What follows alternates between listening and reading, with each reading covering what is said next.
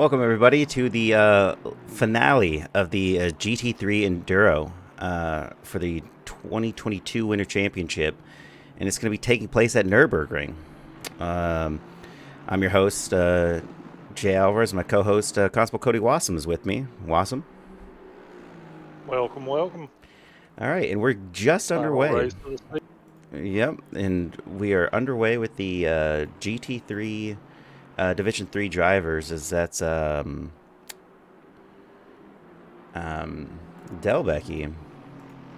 going ahead. Oh, you know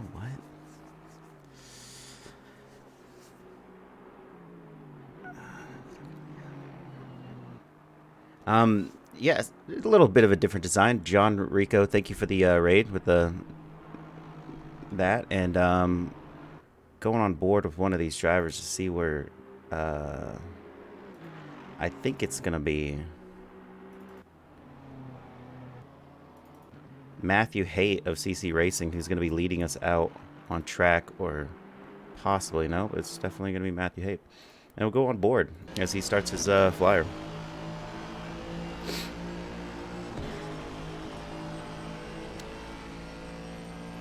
Now we have 29 drivers that are on the field. A couple new additions, as it turns out. Yeah,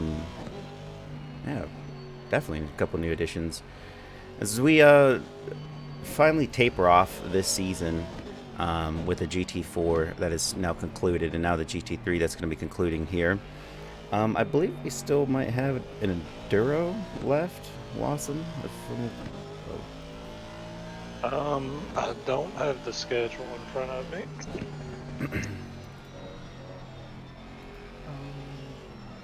But I'll get back to you on that. Yes. It's we have a GT3 endurance race, 2 hour and 40 minute on April 9th at Kailami. So definitely stay tuned for this Saturday and take a look at the endurance that's going to be happening for Tracklicious. I believe Wupcakes will be hosting that one. One rule for myself, thank you for the follow. Really appreciate that. Everyone here at Tracklicious does. You will notice that we are a lacking of a track map. And we're not going to need it, as we'll just be trying to focus on the action at hand and not the misgivings of what might be happening up in that little map. Do you think it makes any difference there, Wassum? What's that? No track map. I'm not sure. I don't know if might be a little sometimes, which I'm watching kind of a smaller screen where you're sharing it for me. Sometimes I kind of have trouble making out the numbers, the driver numbers. On the track map. Yeah. Yeah. Well, Gabe Cards goes fastest overall with the 158.5. Delbecky with the 159.3. And I'll just pull this up real quickly. And we got George Elmer in P2, Santiago Orozco in P5 with the 159. Bravo. Love those cars. Oh, yeah. And Bravo and Orozco towing together as a team, the Tacos Locos. As Andy Oak goes across with a 2-minute 7. And that's going to be Calhoun with a 2:01.2. But interesting, this driver of Stooch Racing was actually able to go fastest overall in the third sector. So if you feel like he can actually just kind of maximize sector 1, he'll definitely be up there in the charts. Yeah, he could have, for all we know, could have made a mistake or gotten a little sloppy in a corner here and there, which in qualifying, yeah, when you're going out for 2 laps or 3 like this, if you kind of have a bad lap and, you know, everybody in here is pretty experienced with this game, excuse me.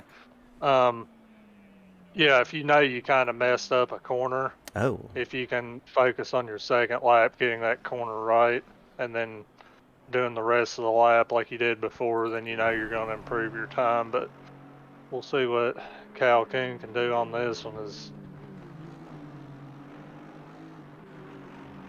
Yeah, and it Gabe looks like Carnes taking a big chunk of curb there, but I think oh, the Assen can handle it.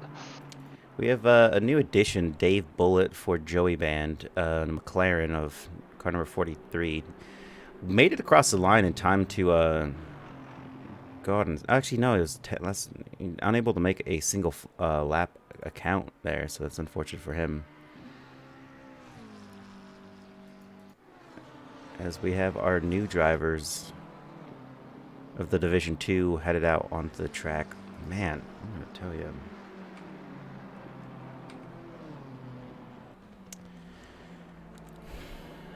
Honestly, I can't tell who's in front of who, Wassum, so I'm just going to leave it up. I think it's car number 33 of Andrew Pickrell of the Team Adidas Parlay. So we'll go on board with him.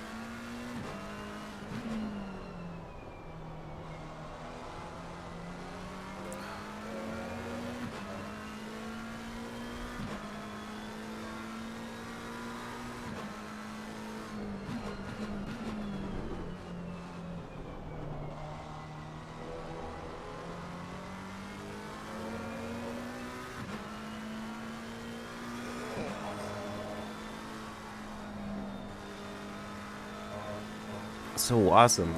Where do you think old Andrew Pickrell's going to line up here with the best of a 158 from the Division 3 drivers? I think it's interesting here. It seems like the last few weeks the strong car has been the McLaren, which I think also it helps that the drivers running that car are strong drivers. So it may be a little bit of the car and a lot of the driver's skill. But I think what's helping out the McLaren a lot is Riley Minear told us one week it's got a lot of straight line speed, and that's kind of what helps it edge out the other strong guys in the Lamborghini, which that car's been strong also. But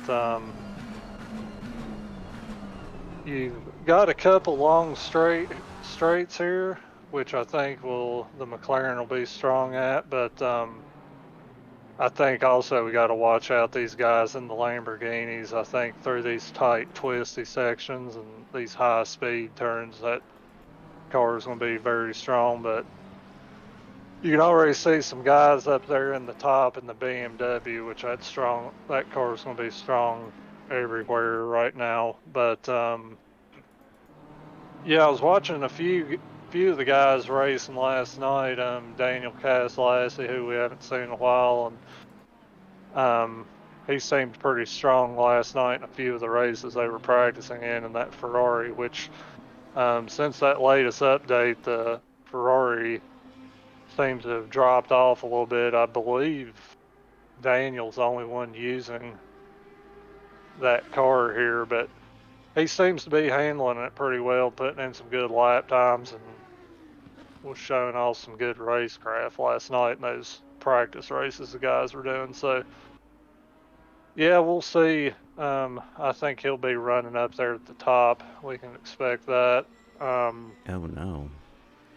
Tanner Masters did not set a time for quali. Hmm. So that's a Yeah, Division but I 2 think driver at the end of the grid. I I think we're going to see more of what we have the last few weeks. These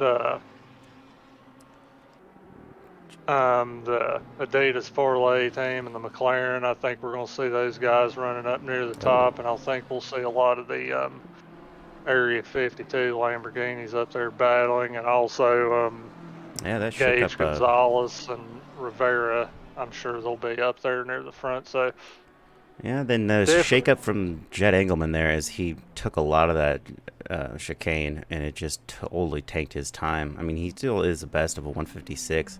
Daniel Cass lastly almost beating him out with a 56.8. Andrew Pickrell with a 140.57. Just showing that he was making a banker lap with Provolone in P4. Eric Miller in P5. We have Bronson Turner still able to go across. He's got 8 tenths up on his time, which could put him down in P4, P3, as he's crossing the line right now. P4 for Bronson Turner of Stooch Racing. Eric Cassian stays in the middle of those Division 3 drivers with a 158.7, Spool with a 159, and Reggie King with a 159.2. As Wassum was talking about, we have Gage Gonzalez, probably one of the. Actually, no, Padberg's the first driver to go across the line for Division 1 drivers, and he'll be setting his first hot lap.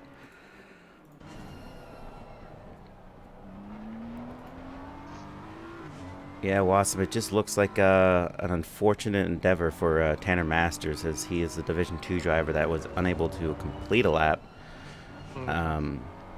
and to just be relegated at the back of the field at his. It is an endurance race, so there's a good possibility he's able to make some good moves here. yeah, he's got 90 minutes. I don't think,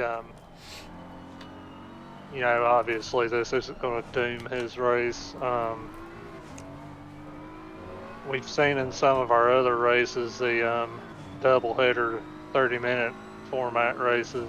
There's been plenty of guys that couldn't set a lap or, Oh yeah, were well out of position that, just hit in track some limits. cases, yeah, in some cases we've seen those guys make up as many as 10 positions on the first lap. Just some of those things you just got to kind of keep your nose clean, be patient, find the right opportunities. But I think he can make his way up, back up through theirs. He can keep it clean. Yeah, we just hope that he can keep it clean. If he finds pace for another driver, Padberg going out of the way of Riley Minier because he did invalidate his lap going through the Schumacher asses there.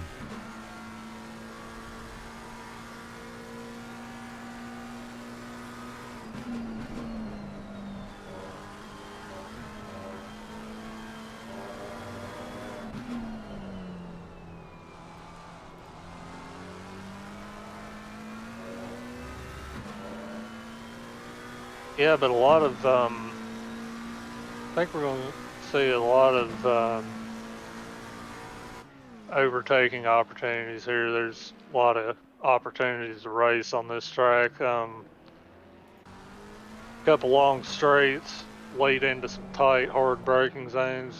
Gives good overtaking opportunities, and many of these corners you can take multiple lines through and go side by side through. As Quinn Smith showing us more of what he did last week. Yeah, with a 154.8, he's fastest through Sector 2 and 3, with Gage Gonzalez fastest through Sector 1 with a 155.1. Ali Raza with 156.1. Mike Burkhoff with 156.6. Ricardo Rivera with 156.6. Riley Minier with 156.7.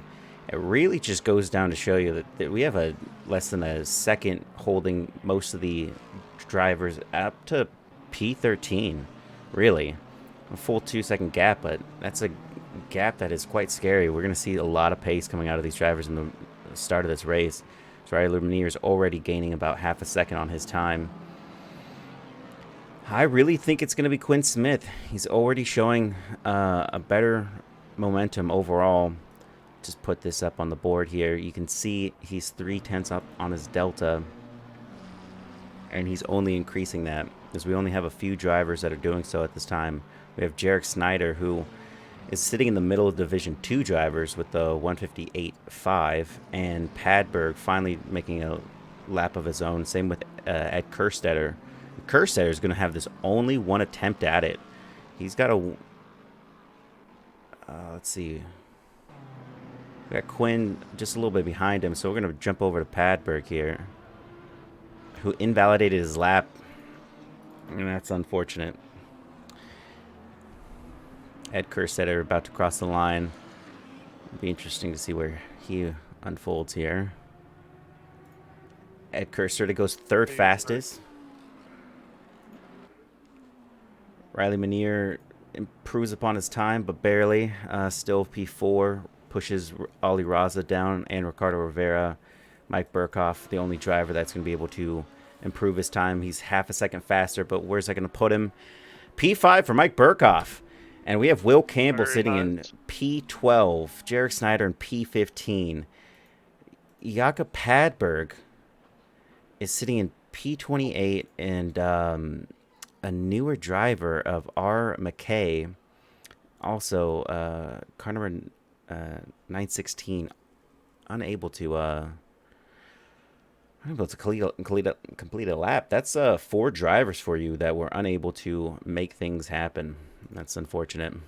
And I'm seeing, looks like we've got some rain coming our way. Green track right now. It's very overcast, as you can see already. And up at the top there, it looks like our weather is telling us we'll see some showers about 15 minutes in the race, maybe a little sooner. So it's going to be very interesting, especially being a endurance race. These guys are going to have to pit for fuel at some point, and they're probably going to have to plan that around if they have to come in for wet tires or not.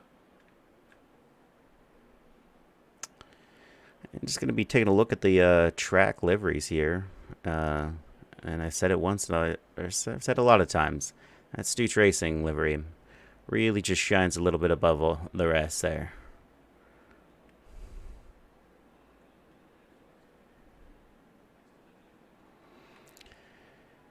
And going down the grid, you can see a lot of the CC Racing drivers, as well as the ETK over there in the backfield. And car number 85 is going to be Jarek Snyder. And then it's Jason Provlone and Eric Miller in the back there. 364 of Will Campbell, 81 of Turner. Cass Lassie also sitting up there in the slow and slow out. I would actually say that the slow and slow out is also a really impressive livery in its own right. Yeah, that blue and black contrast looks pretty good. And then Jed Engelman in the 747, as well as Ricardo Rivera in 53, and Ali Raza in Turner Motorsports, car number 30. Mike Burkhoff, also in Red Eye Racing, car number 47. Riley Manier, Adidas Parlay, car number 27. And 28, Ed Kerstetter of Area 52 Sim. Gage Gonzalez in car number 13, the Puerto Rico E Racing Club. And rounding it off in P1, a winner of 2 races, Quinn Smith, car number 999. It's going to be a Madhouse Racing. It's going to be really interesting to see what ends up happening here, Wassum. We haven't had this much of a build-up with 4, actually 5, I would say the top 10 fastest people on the grid that are separated by less than a second. Yeah, I think we've got a pretty interesting race ahead of us here. Already mentioned the weather coming in. Looks like we're going to have some showers, but you never can tell how bad it'll be or how long it'll last. But if I had to put my money on it, these guys are going to have to come in for wet tires. Ooh, and that is heavy torrential rains there at 15 minutes. And Monza gets a lot of recognition for having the crazy turn 1 pile-ups, but you can often see it here at Nurburgring as well. You've got a tight turn 1 and then that tight technical arena section. So hopefully these guys will keep it clean. It's a 90-minute race. You're not going to settle everything in the first couple turns, but I think these guys just need to focus on finding a good spot running into turn one and positioning themselves well through the arena section and keeping everything clean and Yeah, as we getting have settled in. And Aaron Calhoun of Stooch Racing didn't activate the start button there, so he's going to be starting from the pits. Maybe that's going to be the sweet endeavor here for strategy, is go out after everyone bins in T1.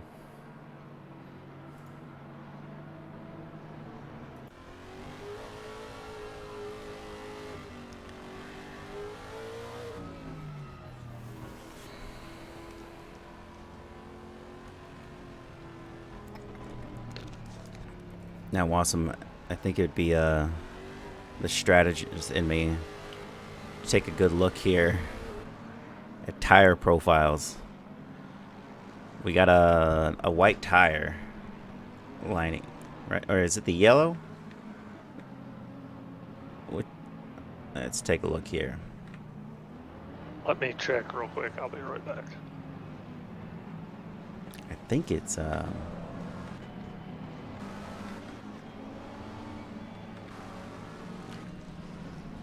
take a look at a different driver. Ooh. Okay, it is the yellow. So some drivers are clearly going to be running wet setups, wet tires, while other drivers are not. And I believe it's one of the colors.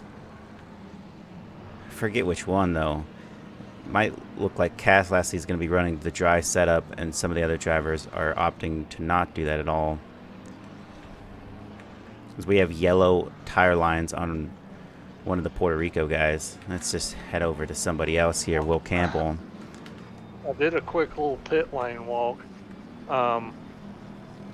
We do have some drivers on wet tires right now. And the yellow stripe is to signify wet tires? If you can go to Eric Gukazian, he has wets on, he told me. Eric Gukazian. All right. Padberg, Cronotus, and okay. Eric have wet tires on, and they are not looking great right now from what the guys told me on their outlap. So, well, you guys rolling the dice here. I know I'm pretty sure the Adidas Parlay McLaren team, they're on dries right now, but yeah, a few of these guys anticipating that rain coming in are on wets, so we'll see if that's the right call or not as we're coming around the final Quinn corner. is on dry. Quinn's on dries. Gonzalez is on dries. Kersetter's on dries. Then Riley's on dries. Mike's not. Oh.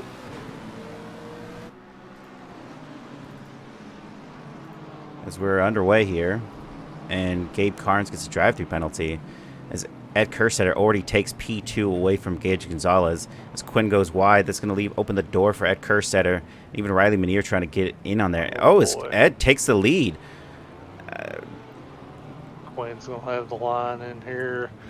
We'll see if he can hold it, but then it quickly changes to a right-hander where Ed might have the inside line, but Quinn's going to squeeze him a little bit on the curb and keep his momentum, so good job from those guys. No contact there all the way through the arena section. And we're still clean, so it seems. A couple cars made a couple taps, but nothing too... Oh, as Matthew Haight taps one of the Tacos Locos drivers there.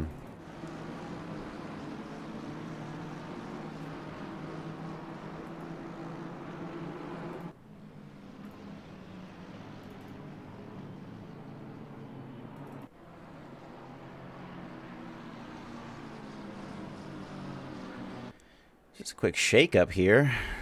It's hard to see who's where.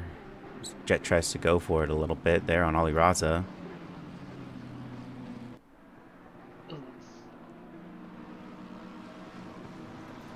And all these drivers are separated by less than a couple tenths as Jarek Snyder tries to pull something on Eric Miller there. Gets a little wide going through that.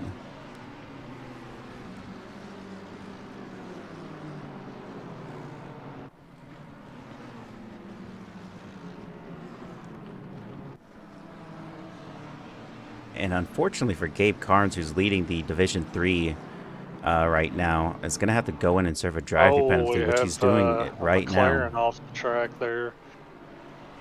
I think that may have been Andrew Pickerel that ran wide in the final corner. Andrew Pickerel is safe.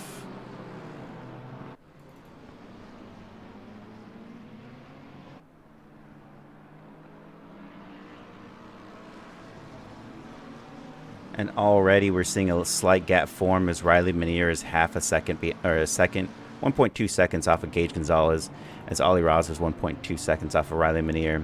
And we got the Red Eye Racing drivers of Jed Engelman and Mike Burkhoff holding out P6 and 7, and they're just about 3/10 off of each other, as well as the driver ahead of them. Going down the line here, we have Jarek Snyder still battling Eric Miller there. And the rain is coming. It hasn't showed up yet, but I think, as we mentioned, a few of these guys on wet, they're probably doing a rain dance right now. Oh, and there's Jakob Padberg, already in P21 off the start of this race, having started P28. So he's definitely gaining positions, as well as Richard McKay has also started at the back of the grid. Unfortunately, Dave has still only gained one position. We're going to see Richard try to make a move on Jakob Padberg here.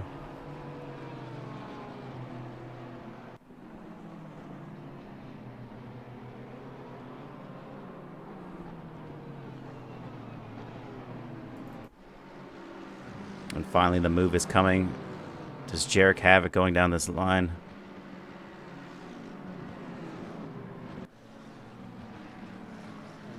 See Eric Miller. Oh, and that is big way. That is Pickerel. You spoke too soon, and you commentator cursed him out of position. I did not. As he only loses a couple positions going from P11 to P16. I'm sure he'll have plenty of time to get back in that. Tanner Masters is another driver who started in the back of the grid and is now P17. Good look there. Is Jose Bravo. Jose Bravo on Tanner Masters. Goes a little wide there and loses that position back.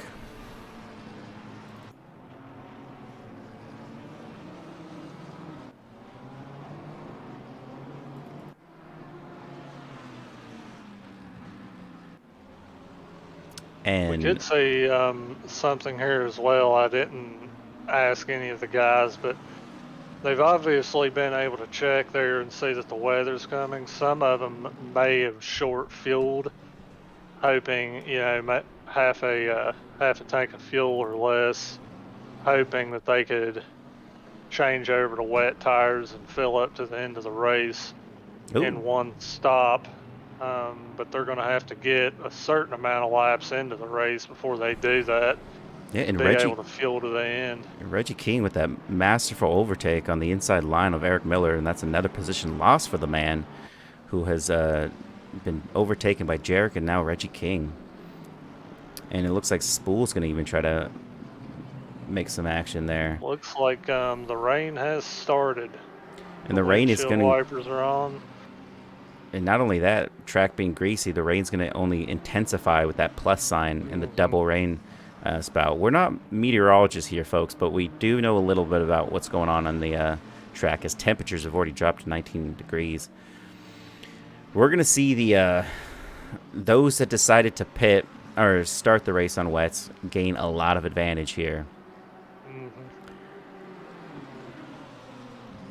And Ricardo Rivera is not a driver that did such a thing. He is on dry tires. So he tries to backs out of that one. I think you're going to see those. The track's just greasy right now. These guys can still run dry tires on that if they're careful, of course. But these guys that started on dry tires, I think you're going to see them kind of try to suck it up and stick it out as long as they can on this wet track until they can come in and pit for wet tires, and will be far enough into the race where they can fuel up to the end Car number Yeah, we're 81. seeing quite a few guys. Oh, God, Oh, Jesus. careful, As boys, careful. car number 90 of Tandem Masters just Just a bumps little that bump driver. draft. And it's already Um, unfortunate. Bronson Turner has massive front end damage, but it should be mhm. noted that he has not actually had an incident with another driver, nor gone off nor caused a yellow flag incident. So he just must We have see Will binned into Campbell's him. in the pits. It looks like he's decided to go ahead and throw some wet tires on. As you can see, a few of Andy these Oak guys are is struggling. switching. And Quinn Smith has now gained a significant advantage over Ed Kerstetter.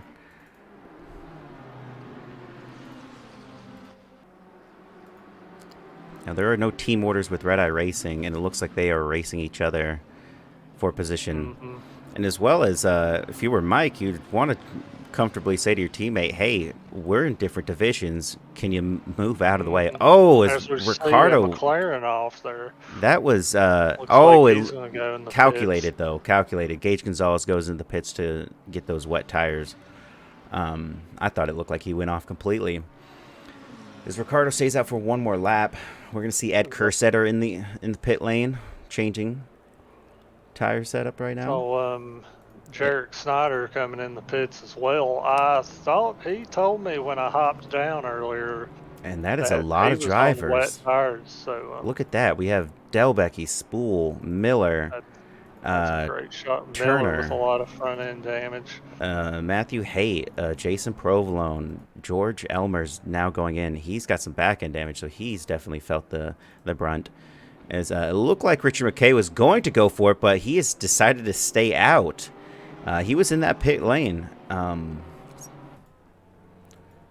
some of these guys are a little further back. They're going to have to watch coming down into turn one for cars exiting the pits. But Now it's really going to be let's. interesting what Quinn Smith does, because he is in the lead with a Mm-hmm. 6-second gap, and Riley Manier has stayed out. But Riley Manier, I believe, is on dry setup. Yeah, I think Take a look here. these guys seeing that rain Yep, he is on coming. dry tires. Seeing that rain coming, I think a few of these guys have probably, if I had to guess, loaded in a wet setup, but started on dry tires, anticipating the rain coming. But we could see a lot of opportunity for position changes through these pit stops, as we know a few guys there have damage they may want to fix. But Quinn's going to ride it out. I think that Lexus being front end engine is probably going to be okay in the wet, even on dry tires. And I believe right now, I'm looking at Bronson Turner, who's gone in. It's not actually showing his counter go up. It's actually frozen. It looks like he's just changing. Oh no, he went for a full, um, went for a full cleanup there, as he is brand spanking new. It's gonna have no aero issues there going forward,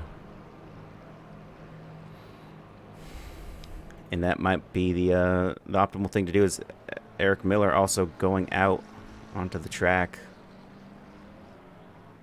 and Riley Manier goes into the pit to get those wet tires. Same with Mike Burkhoff and Jed Engelman. Andrew Pickrell goes into the... No. What? Andrew Pickrell's staying out on his dry setup. Mm-hmm.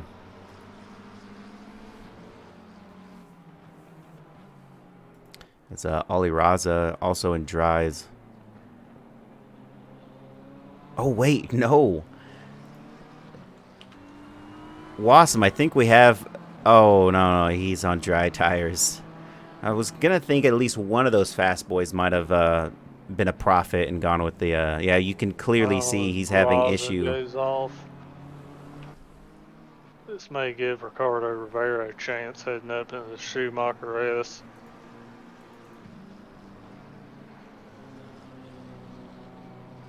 And they are definitely sliding It's a around. easily big slide. Oh, man. I think these guys are going to have to come in. And there goes Ollie Ross. Razas.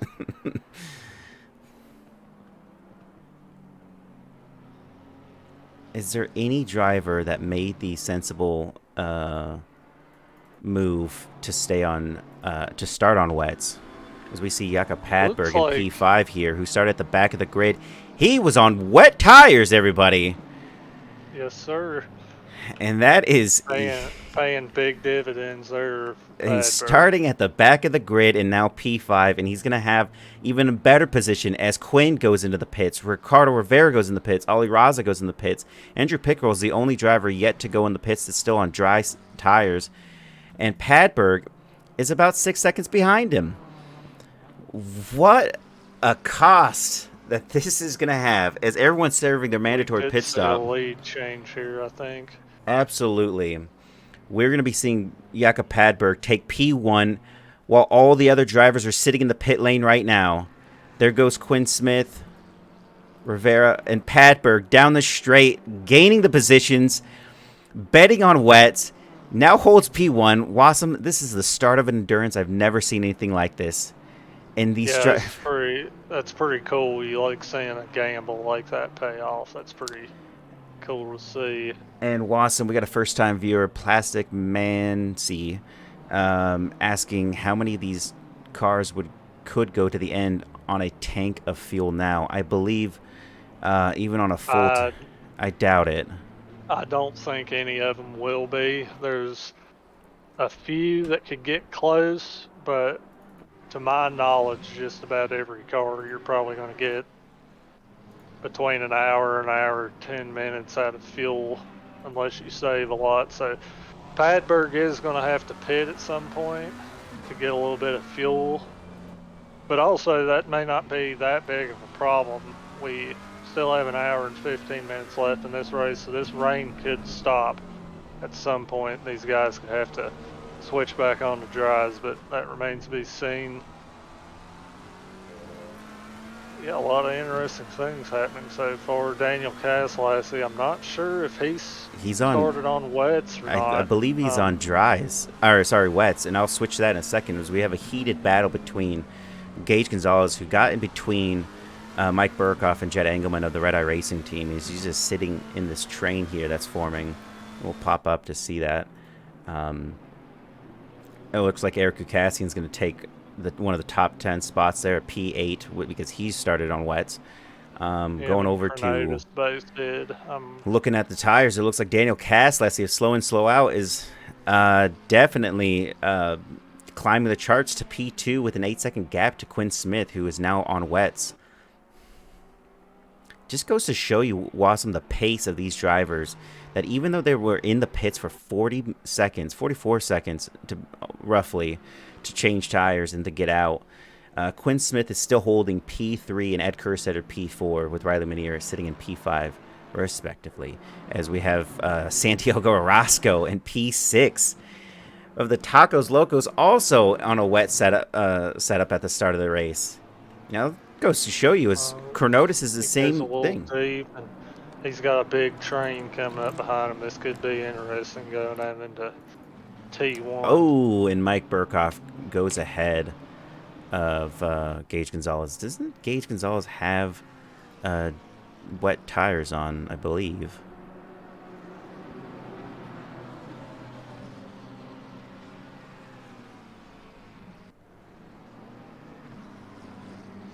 Whoa! Careful, full send, careful. And that is unfortunate for Orozco. Oh no!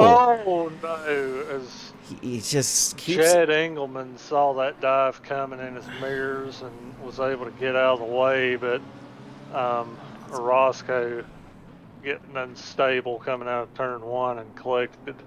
Absolutely. No, oh no! Oh no! And there goes. Jed Engelman of Red Eye Racing in the 747 just gets tapped and then deleted back there. That is unfortunate. As we have Ali Raza on the back of Jarek Snyder here. Tansky, that definitely was savage.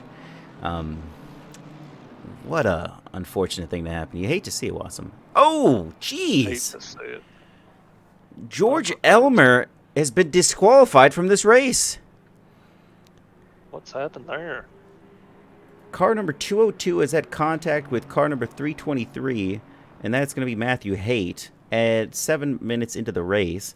But then after that, it completely track cuts, isn't it? Just track cuts. Um, I don't think you can even get I don't disqualified for that. know. Well, you can get disqualified for track cuts if you don't serve the drive-through penalty. That might But have been the we case. we would have seen if he had a drive-through. I didn't notice that unless you did, Jason. But could Um, have been yeah. driving backwards, or I don't know. Very weird. See, Ali Raza, we got a BMW battle here. There's 3 different teams all in the same model car, so he's gonna have Ooh. to jump off the curbs. And taking a position while off the track, Ali Raza definitely overtook Santiago Orozco. He goes wide, and Will Campbell even overtakes him. Pit lane speeding. Pit lane speeding would just cause a stop and go penalty. But, oh, and we have Mike Burkhoff in the background going wide, and Gage Gonzalez overtaking for that position, as well as Chronotis.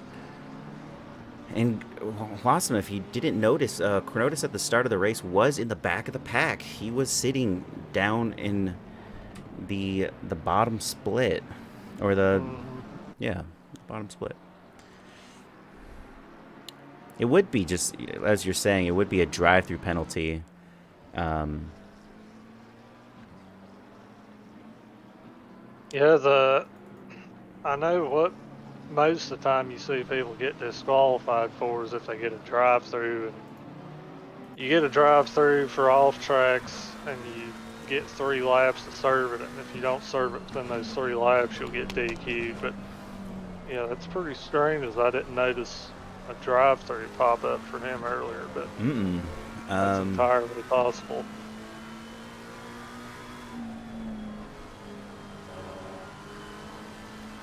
It happened to me in the GT4 practice server. If you speed a lot, as Ricardo Rivera goes for the move there.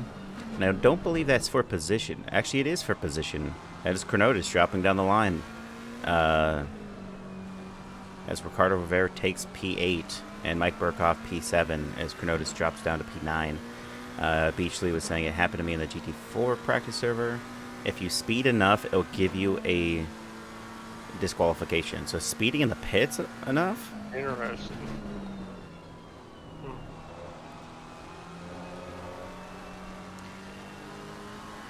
Now it should be noted, popping over to Quinn Smith, he is now neck and neck with Daniel Kaslassi, who's about 10 seconds away from the leader of Jakob Padberg.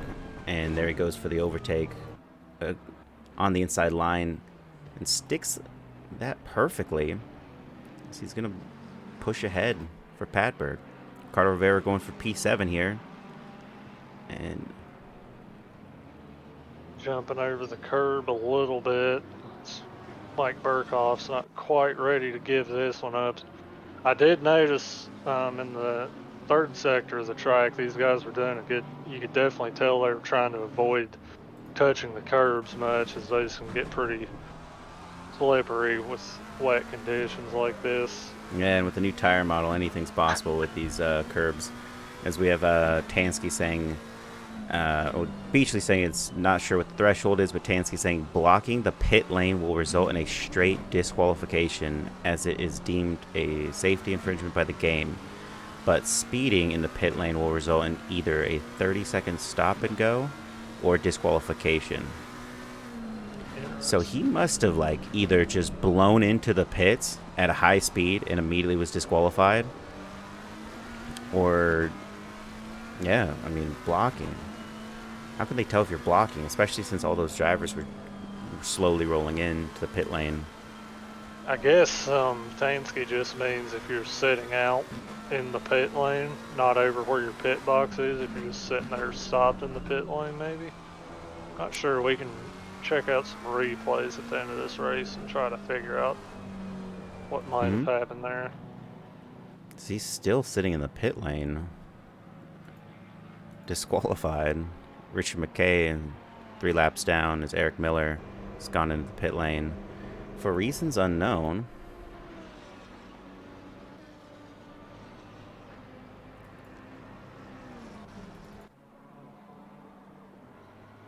And there goes Reggie King trying to overtake Santiago Orozco, and he's successful there.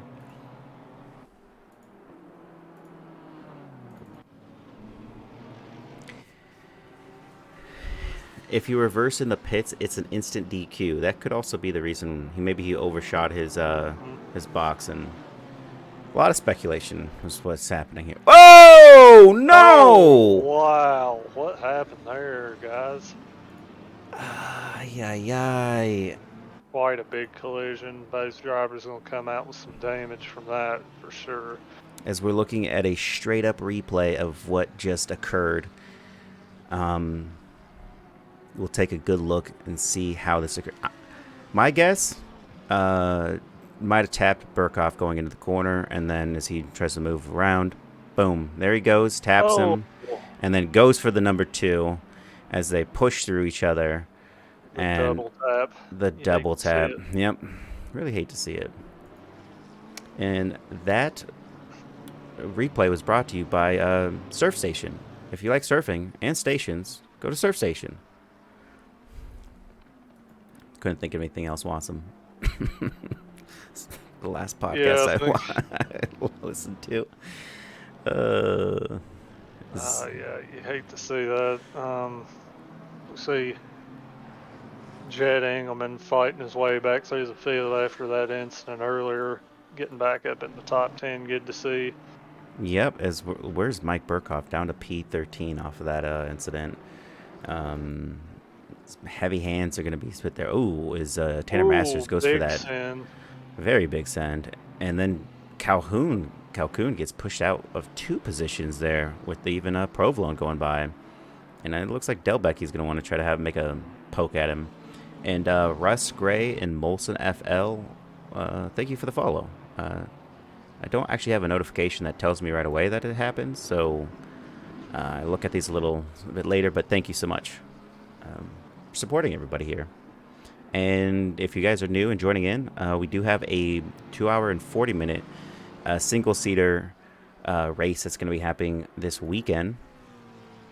Whoa, whoa, whoa. Ooh. Whoa, Ollie Raza. Keep it a little bit out of shape on the exit there, it looked like. Yeah, very much out of shape. He's going to let a lot of drivers by on that move.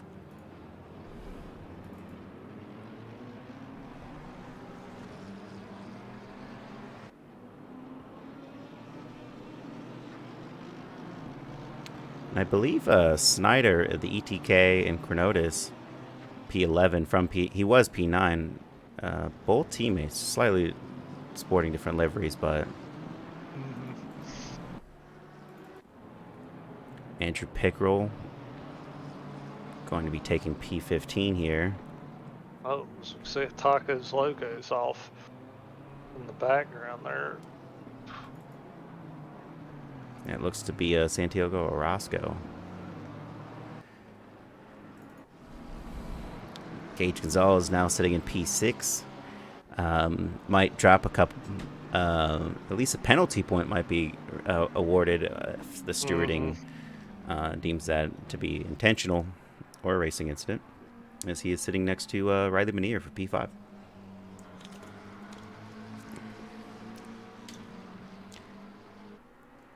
Yeah, Wassum, there's no doubt these drivers are going to have to come into the pit lane again to get fuel. And it looks up there like the rain is going to decrease over the next 5 to 15 minutes. How much it'll decrease, we'll have to wait and see. But if it does end up drying out completely and these guys have to pit again for dry tires, that could work out really well for these guys that started on the wets. But and not so much that, because it seems like a few of them, those positions they gained by staying out and not having the pit. It looks like the fast guys have already caught up and passed them for the most part. We still got Jakob Padberg sitting comfortably. Oh. Looks like he may have had a moment there as Quinn Smith's regained the lead. Yeah, that is unfortunate that we missed that overtake, folks, but there's Yakapagwer sitting in Quinn P4. runs wide, barely keeps it out of the gravel into the hairpin there. Is now right back in P1, but Ed Kerstetter, who was P2, now sitting in P3 with Yakapagber, who arguably is having a really great race, sitting in the back of the pack and now P2 and holding it. Sure, he's going to have to go into pit to serve his mandatory pit stop, but he's not going to have to change tires. And if he does change tires, that just means almost everybody's going to be changing tires, because if they're going to a straight, dry track, it switches from greasy to, green. Nobody's going to sit on those wet tires after that.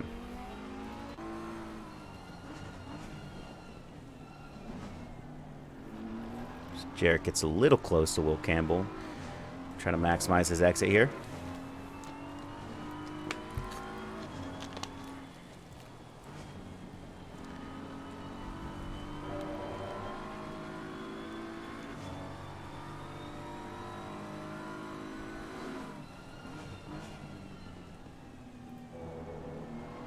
And if I'm not mistaken, Wassum, just gonna quickly.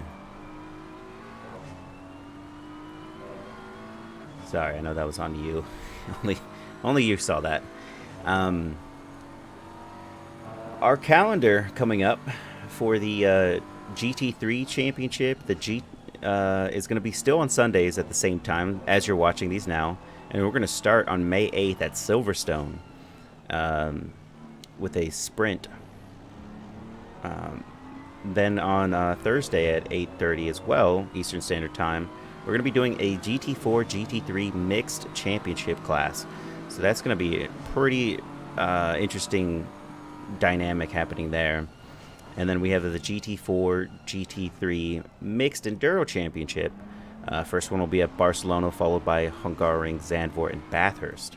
I believe the Bathurst one is going to be a nightmare. The BMW M2/Porsche Cup on Tuesdays at 10 p.m. Eastern will also be another part of the Tracklicious League. Oh, we see a looks like a Lamborghini Red Eye was off there coming through the stadium section. That may have been Jed Engelman, I think.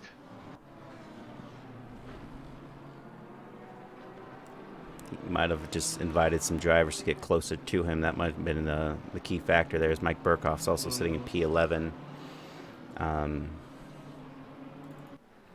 As Jarek Snyder's still holding the most interesting part of the race right now. So we have, Eric Kukassian sitting with a front end damage there. Maybe he's just going to be pitting to repair.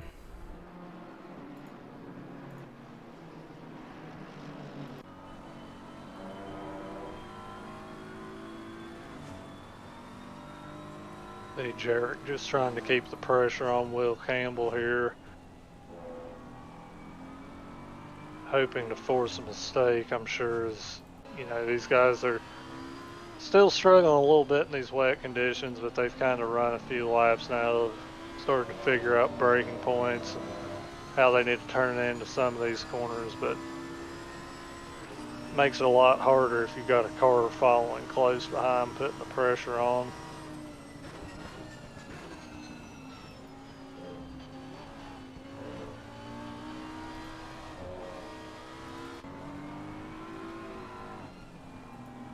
This Provlone attacking Tanner Masters there.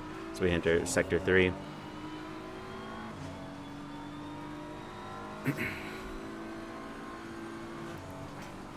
And what a shakeup. In 15 minutes, we're going to be sitting at cloudy skies. With the track temps actually going up 1 degree since the wet has started. Now, I don't believe anyone's going to instantly drop to the dry setup once we get to that 15 minutes. Probably going to see about maybe a 10-minute double yellow going forward.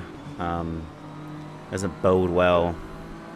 Could have had something in T1 perhaps. It's, car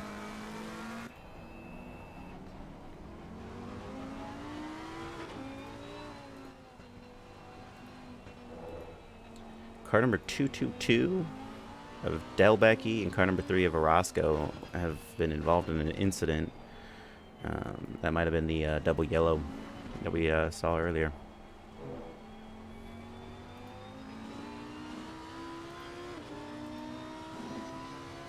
And the pressure looks to be off as Provolone's backing out a little bit.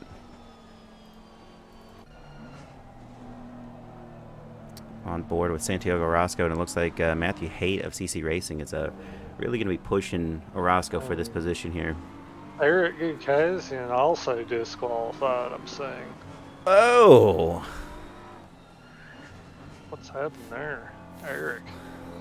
Yikes. Yeah.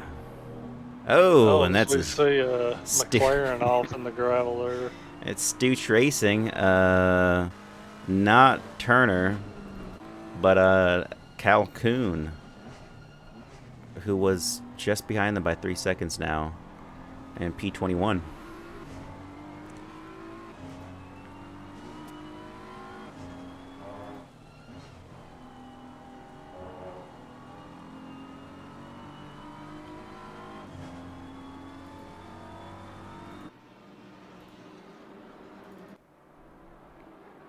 Provolone finally overtaking Tanner Masters down the straight there, going into the chicane. Whoa! Going not into it. And not... and I think Max Verstappen would have something about that white line cross in the pit lane entry. But Jason Provolone back on track, having missed his braking point. And also well overtaking Tanner Masters, now back at a P17. Oh, honestly, hate to see it.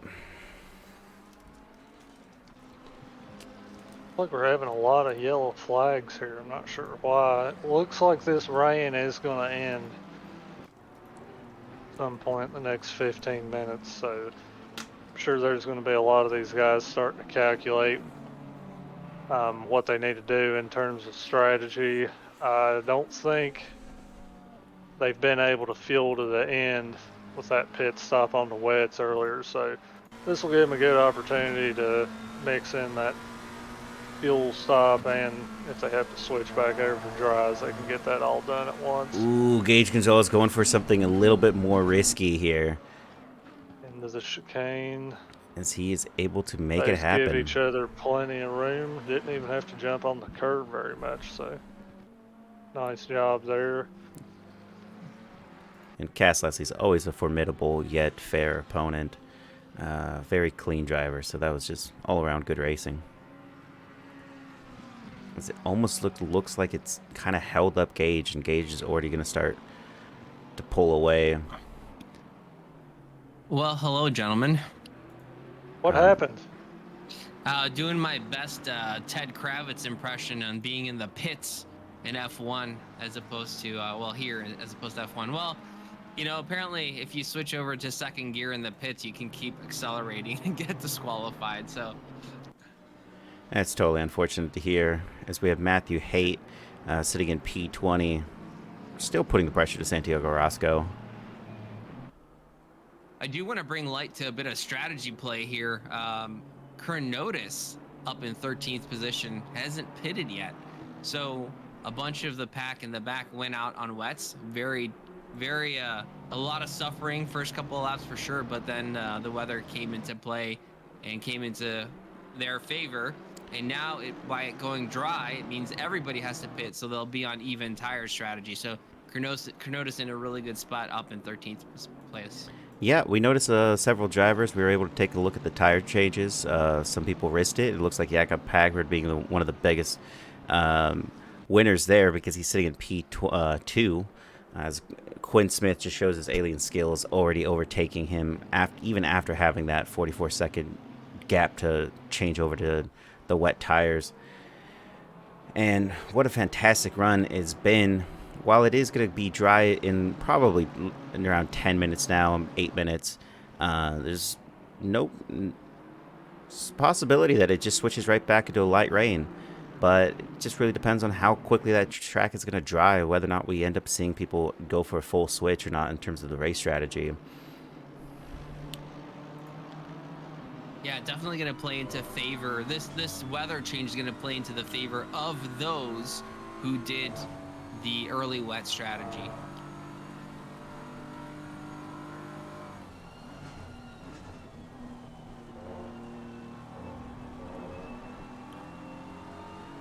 And we have Jarek Snyder here. Oh, another double yellow. And that one, clearly we don't know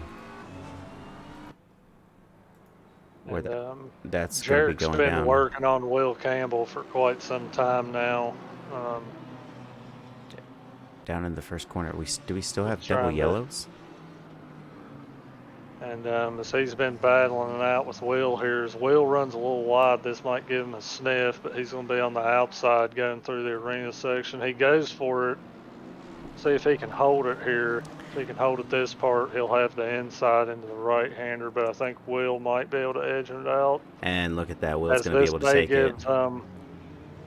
As they've been battling, Ali Raza and Mike Burkhoff have caught up, so we're quickly going to have a four-way battle here for P8 down to P11. Yeah, the Snyder Campbell positions actually for the championship. They're both in, well, a championship position. They're both really close in the championship standings, so they're battling for position in the standings. So we have Andrew Pickrell here in P14 battling Chronotis here. And for P13, as he goes wide a little bit. Go on board with him, track his progress. He got a pretty good run out of there. I don't know if he'll be close enough to try and move into the hairpin.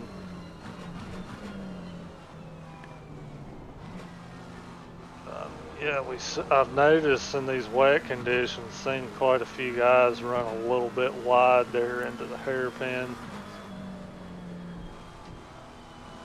As he runs wide through the Schumacher as well, gets some gravel. Is Oh, pick no. Chance he has to hop on the curb, and that costs him the momentum. Yes, it did. And definitely looked like it was unsettling the car there. And just some quick information for the people watching. We have Quinn Smith still sitting in P1 with an 18-second gap to Jakob Padberg in P2, as well as Ed Kerstetter, the the contender for what I thought this race was going to be. You know, you had Quinn, Kerstetter, Gonzalez, Manier, all four of them just really tight together until that rain kind of unsettled the entire race for them. But he's 25 seconds behind Quinn Smith. His last lap was a 207.8. Quinn Smith holding a 205.5. Fastest, not overall, because when it was still dry, Ed Kerstetter was able to get a 156.2 out of it. I mean, it just goes to show you the speed of some of these drivers. Just well of the pace of Quinn Smith. No other driver on the grid is even getting close to the 105s. And this battle's just heating up. I'm going to hop back down into the garages. I don't want to come in between the lovely brewing bromance that is Max and Cody Wassum. Pull me up if you need me. I'll be looking for some insider info down in the pits. Okay. Thank you. Get you back. It's Mike Burkhoff. This little train that Wassum was talking about still heated, as we have four still together, about 4/10 off each other. Yeah, I'm really glad to see how this weather's coming along. I think it's, you know, good thing about weather is it, you know, there's some guys that are just better, more comfortable in wet conditions than other drivers, gives them a chance, but also mixes up the strategy quite a bit. So that's going to be good to see. Might have a game of chicken here in a few laps as to who's going to come on and take dries or not, because the timing of that can be quite crucial. As not only crucial, but track's still wet and rain is going to deteriorate. Oh, and that is Snyder off a little bit. Making up some positions there. As he overtakes... fighting his way back in the top 10. Overtakes Jarek Snyder there.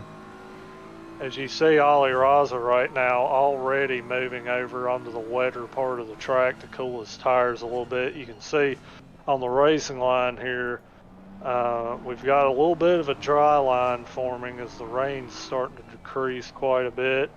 And these guys moving off, especially on the straight, a good part to do it, moving off to cool their tires down a little bit in the areas where it's still wet.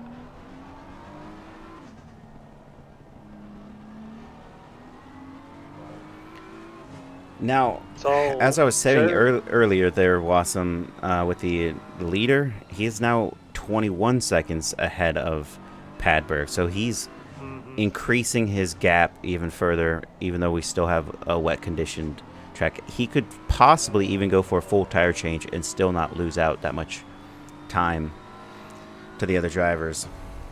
no, I think this gamble's paid off, obviously, for Padberg, Cornatus, those guys that started on wets, but those first 2 or 3 laps, we heard Eric saying that they were pretty painful as the track was still dry at that point.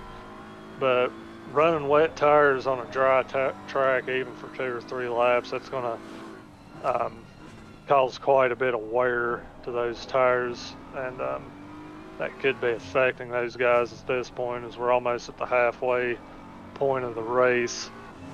Their tires are going to be quite a bit worn. And Raza's compared to the guys who had to pit for wets. Yeah, and Raza's staying to that dry line though, as Will Campbell went to eat it up both times. It really just goes to show you maybe he's not so worried about cooling tires too much. Yeah, I mean, Track temps are going up, and that rain is basically going to be gone. Orange balloons. Yeah, we see these guys moving over, giving those tires a little bit of breather. And you knew it was going to sort of happen, but Padberg's now dying off even a little bit further. We're at almost 24 seconds to the race leader, as Quinn Smith pulls another 2:05.8 out of his hat as his last lap. I don't think it's so much Padberg struggling to hold the pace, because Kerstetter has caught him a little bit over the last few laps, but he's not making massive gains to close that gap. I think Quinn Smith's just putting in some monster laps here. There's no doubt about that. He's got 2:05s, and Kerstetter's doing 2:08s even. Padberg's last was basically the same as Kerstetter's. Will Campbell's going to go defensive down in the hairpin. These guys are starting to struggle a little bit on these tires. I think they may be overheating a little. We saw Raza getting a little out of shape on the exit there.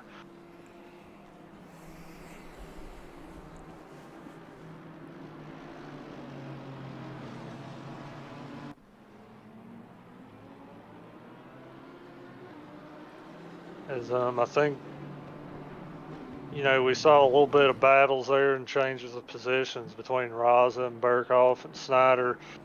But you can start to see they've caught up. Will Campbell's lost it somewhere there at the top of the hill after the Schumacher. Yeah, I was let Burkhoff and Raza by. I was completely. We were on board with these drivers, but right when we got to the Schumacher S, I just see Ollie ahead, but like there was no cars to be noticed. So that's quite the magician act to lose a couple positions there, Wassum. Yeah, and I think Jarek Snyder's going to be happy to see that, as he was following Will Campbell quite a while there. I think he probably feels like he's got a little bit of pace over Will at this point, so he's going to get another chance to get up there and battle him, and possibly have a little bit of pit stop strategy that could help him with that. But still, I think there's still obviously wet tires are what to be on here, even though you see a pretty obvious dry line forming as Pickerel gets a good run on Reggie King out of the final corner. Is that? No, that's gonna be Pickerel against Kronotis, yeah. For who's better on the brakes P13. here into turn 1. This is something you have to factor in when the rain starts dropping off and you have a dry line and sections right next to it that are still wet. If you're going for overtakes, you gotta try to. It's really easy to forget about that you know, you move off the line, you're going to be over on wetter part of the track, and you have to factor that in when it comes to where you're going to get onto the brakes. But Pickerel doing a good job there making up that position.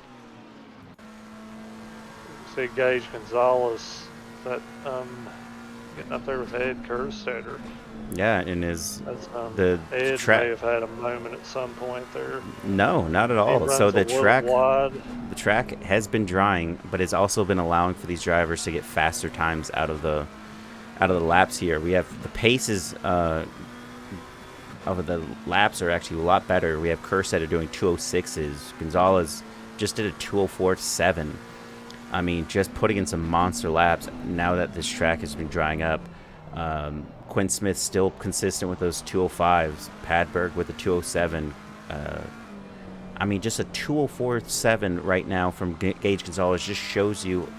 Whoa, somebody off. That's Lopez. It's Bravo or Orozco, and Gage Gonzalez now 2/10 off, and we've seen the last couple laps. A couple drivers going pretty deep into turn one.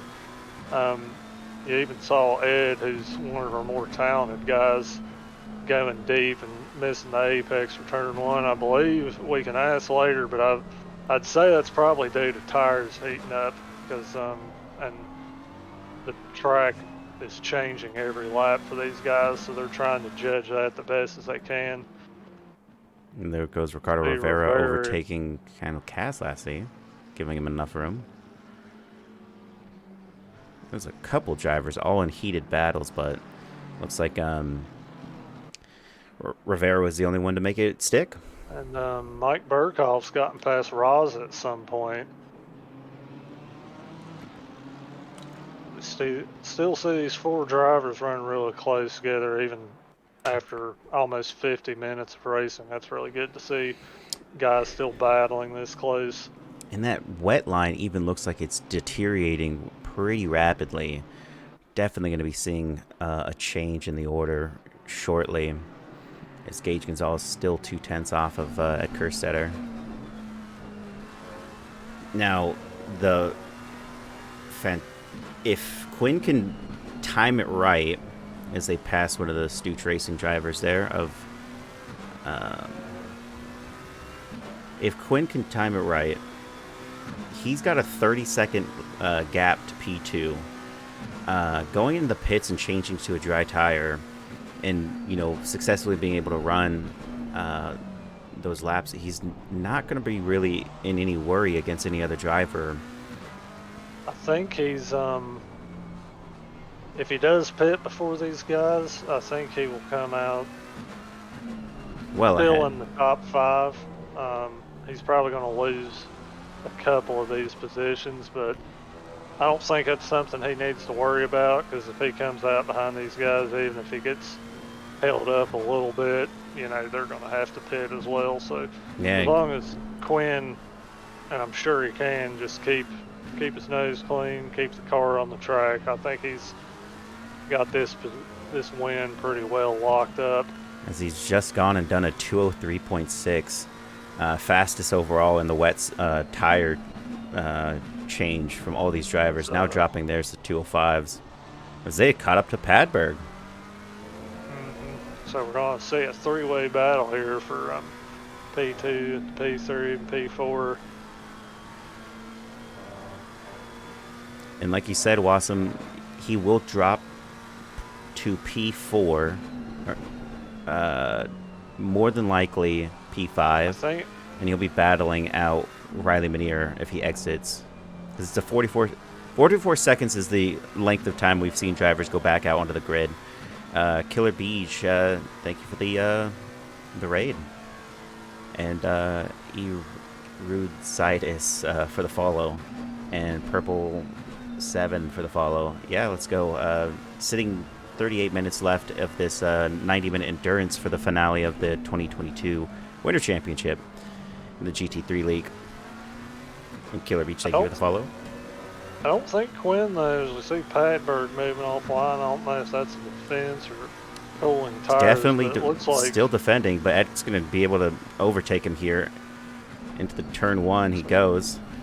Looks like heads well ahead. He goes a little deep though, as we're going to have a 3 wide situation almost into the arena section. Padberg losing 2 positions in 2 corners there. I think he's probably struggling a little bit with tire wear at this point. But if you're Quinn Smith, you're loving this right now. This is just only going to help your King lead. Rhino, thank you for the follow. And Ed Kersetter taking P2 again, and a gap of 32 seconds to Quinn Smith, the leader, in P1. The track is still technically wet, so it's really curious when these guys switch tires to the dries. I think we're not going to see anything from Quinn Smith in terms of gambles on pit strategy here. He's got this win pretty well locked up. He probably will wait until these guys behind him pit. I don't think he's in any rush. I think he's pretty comfortable right now in the conditions. We saw him stay out quite a while on dry tires when it started raining, so I think he'll be pretty comfortable running far on these wets even as the track dries out. But what's going to be interesting to watch is, you know, Kerstetter, Gonzalez, Padberg battling for the final podium positions. We may be looking to those guys do a risky strategy as Raza just takes a lot of that curbing gets on there. the curb, and yeah, that curb gets pretty slippery when it's raining. So that allows Will Campbell back through. He takes P10 from Ali Raza, so he's going to now end up battling the driver he was defending against. You know, Mike Burkhoff and Jarek Snyder shown a lot of patience through this battle between these 4, and they've come out ahead just being patient, keeping their car in shape, you know, not getting in too big of a rush to make up positions. It's paid off for them. So, track's still damp. You know, it looks like it's going to start raining again. So, yeah, I don't think we're going to see 15. Survive the dry time and continue to stay on those wets, as that is going to probably be your best bet. Because, but these guys, I do believe they're going to have to pit for fuel at least. Mad Moses, thank you for the follow. The wet tires won't wear as quickly, I believe, as dry tires do, but we have had a few laps where the rain stopped, which will only increase the wear on those wet tires, especially going to be concerning for these guys like Cronotis and Padberg that started on wets and had those first few laps of a completely dry track. So And their now tires are going to be hurting quite a bit at this point. Yeah, and track is now damp, so that's going to even be worse off for these drivers. You definitely have to hit any stride of the wet part of the track they can. As anyone that's just tuning in, the red background on the number is the Division 3 drivers. They all have similar pace, and then the silver colored drivers on their number plate is also the Division 2 drivers, and then the white background is Division 1. All just separated by pace, all shown in tryouts during the Kite Lamy. So you'll see the Division 1 drivers clearly towards the top of the grid.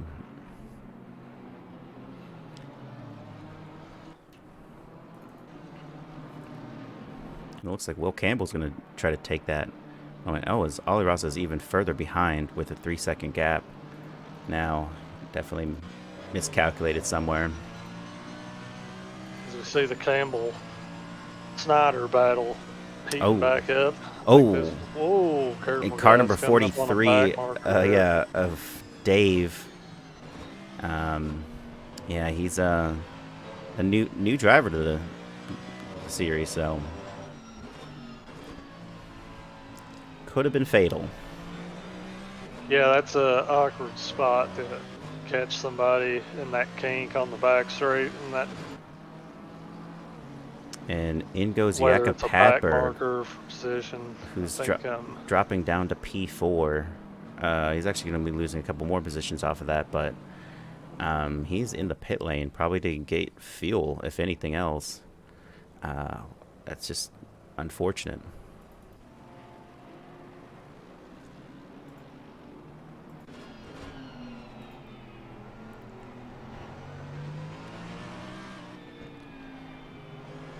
Now, I guess the strategy would be to try to survive the next 5 minutes on this dry period, and when it gets wet, Yeah, it's going to be kind of nice, but then there's the next 15 minutes after that you also then have to survive if it doesn't continue to rain.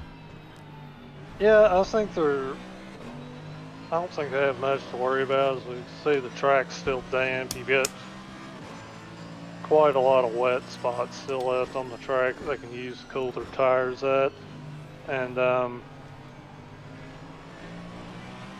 I did mention earlier a few of these guys kind of going a little deep into turn one and the hairpin, but I saw Ed do it just a few minutes ago, and I think that may actually be on purpose, as they're kind of trying to take the wet line through there and run on the wetter part of the track instead of trying to make the apex where it's drying out. That may be a purposeful thing they're doing, because they'll be able to find more grip on these wet tires running off into the damp part of the track. As it turns out, there doesn't really seem As to we be see any damp. our leader Quinn Smith's in the pits right now. I think that's probably just going to be topping off for fuel. I have to Mm-hmm. see if he keeps this position. I don't think he will. I As think that that's was Gage Gonzalez that just went by Gage. Yep. him, and he's dropped down to P5. And that is Yep. 15 minutes, and that is heavy rain. It's no longer light rain. It's changed to heavy rain.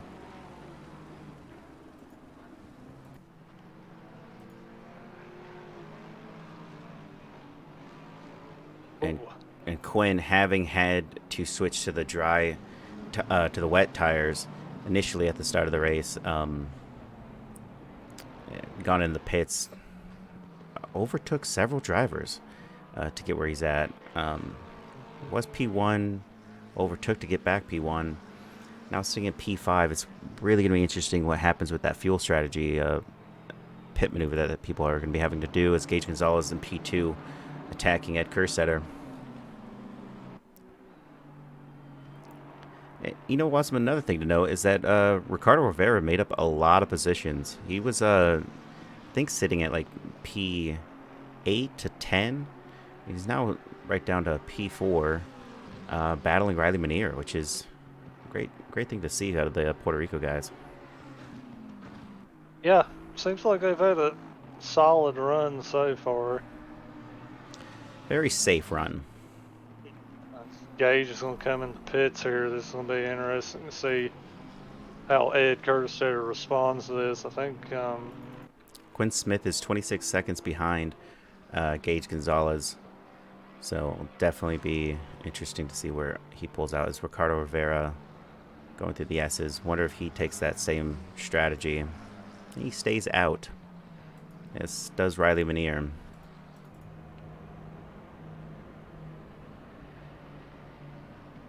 And he has even yet to park it.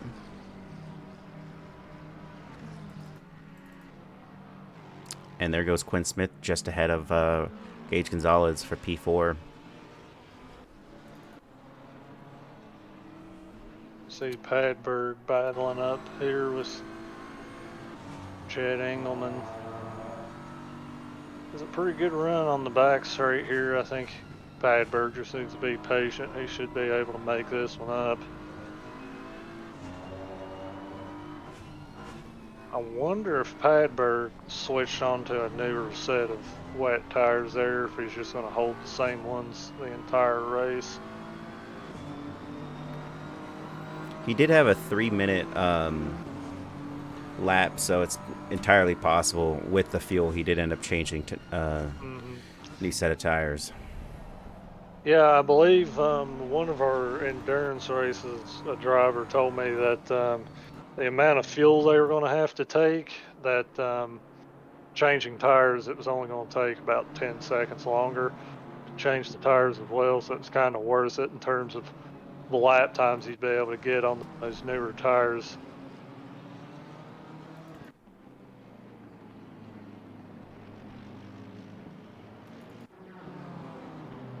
And Provolone's going to try to take the inside line going down to turn 1. Oh, stacks right back in. So like you said, Jason, the track's still looking It's looking pretty dry at this point, but I think thing to do here is just hang on to these wet tires and wait for that rain to come back. Absolutely, but Jarek Snyder and Will Campbell still battling it out. They've got Gage Gonzalez who pit again coming up behind them.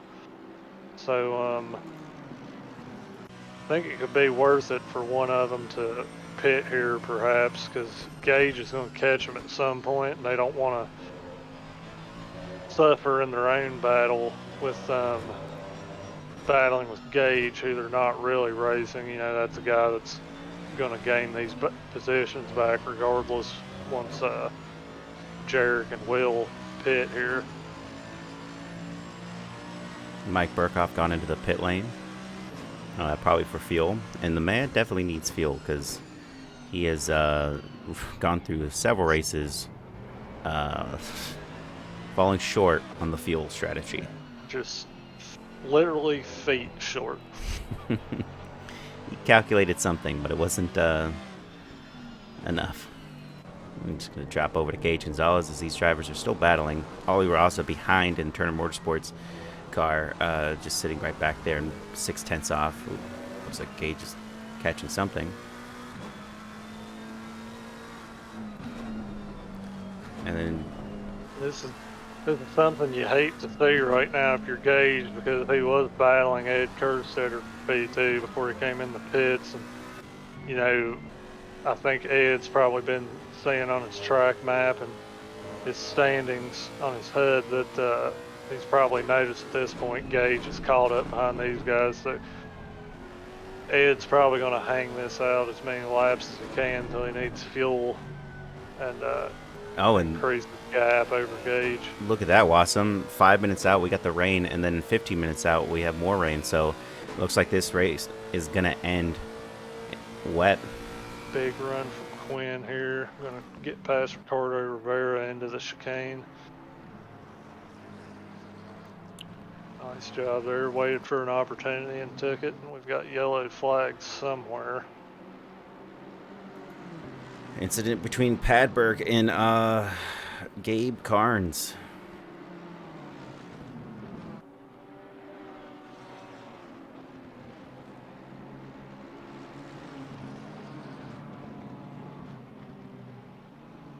And it almost seems like someone's going to get passed in this little train that's formed right here. Mm-hmm.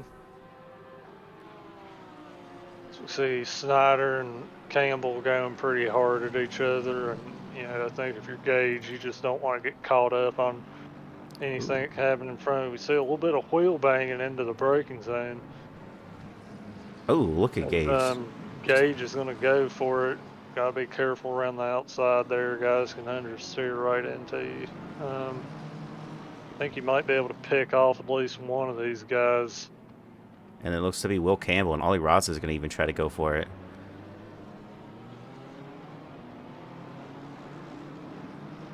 Campbell losing a position to Gage Gonzalez, and Ollie Ross going side by side with him. I think if you're Campbell here, you want to just kind of try to stay ahead of Raza and tuck in behind Gage, because you're not really racing him, but you can tuck in behind him, and when he goes for a move on Snyder, who he is battling for position, and also in point standings, as Eric told us, if he can tuck in behind Gage here, he might be able to sneak past Snyder as well when Gage goes for it eventually. And it's not going to take long. See a lot of guys getting out of shape on that curb coming out of the hairpin. Gage has a solid run through the Schumacher S. I'm going to pull to Quinn Smith as Riley Minier gets overtaken by him going through the chicane. He's able to keep it steady, and Riley Minier just dropped down to P3. Going on the outside line. It's definitely not going to... Oh, as he gets that good run on the exit onto the straight. And Quinn going for the defensive line move. And like you're talking about, Wassum, the whole idea these drivers are being really defensive. They all have to go into the pit lane to fuel. Quinn Smith is one of the few drivers that has done a second pit stop for fuel. Mm-hmm.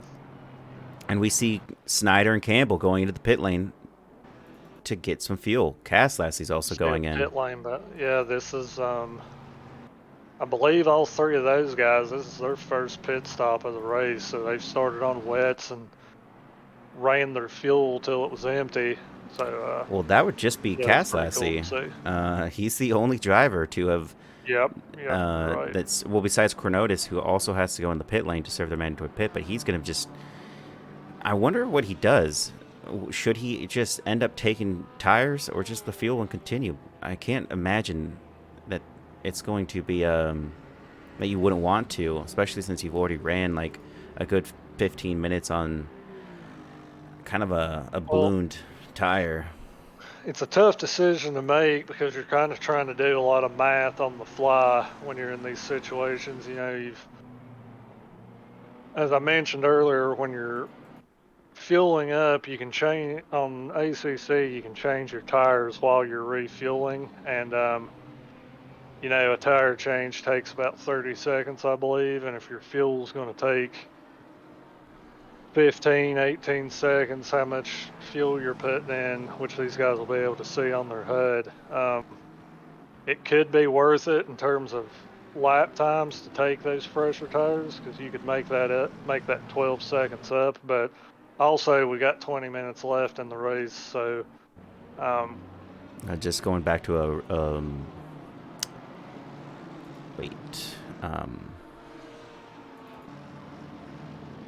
little bit of a banging that happened right there. Just a minor incident.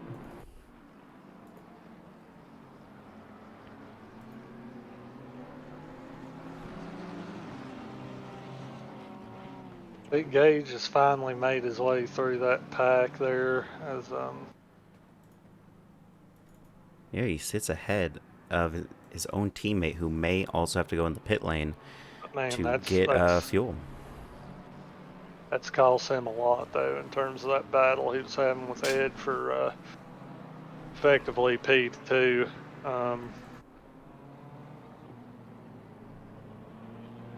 And the rain has started, and it's going to continue. In 15 minutes, it's going to even get worse. Not sure what Quinn Smith did on his pit stop, but hopefully it pays off. He just did a 202.5. Ed Kerstetter crossed the line with a 205.5. This could be down to the wire. He's got to shave off a second a lap, 20 minutes to go, and he's got 15 seconds between the leader here. So it's not a race. It's not something we're going to be seeing sooner rather than later, but definitely going to be one of those down to the wire. Although, wait. Has Ricardo Rivera pitted a second time? Ricardo Rivera has not. Riley Manier has not. And Ed Kerstetter has not. So actually, Quinn, even if he starts chomping away at Kerstetter's time, none of these drivers are going to have the fuel to make it to the end of the race, even with fuel-saving strategies. It just doesn't look like it's possible. They all went into the pits 10 minutes into the race, right? 10, 15 minutes. That's yeah. On a full fuel, that's not enough laps to get by. I think they're going to probably, in the last 15 or 10 minutes of the race here, we're going to see these guys have to do a splash and dash. Even if it's just a splash, it's not good. It's going to drop them out of contention for where their position is right now. The smart thing to do would to just get some fuel, know you can go to the end, and then start racing those positions, because at least you know that that's where you're going to end up.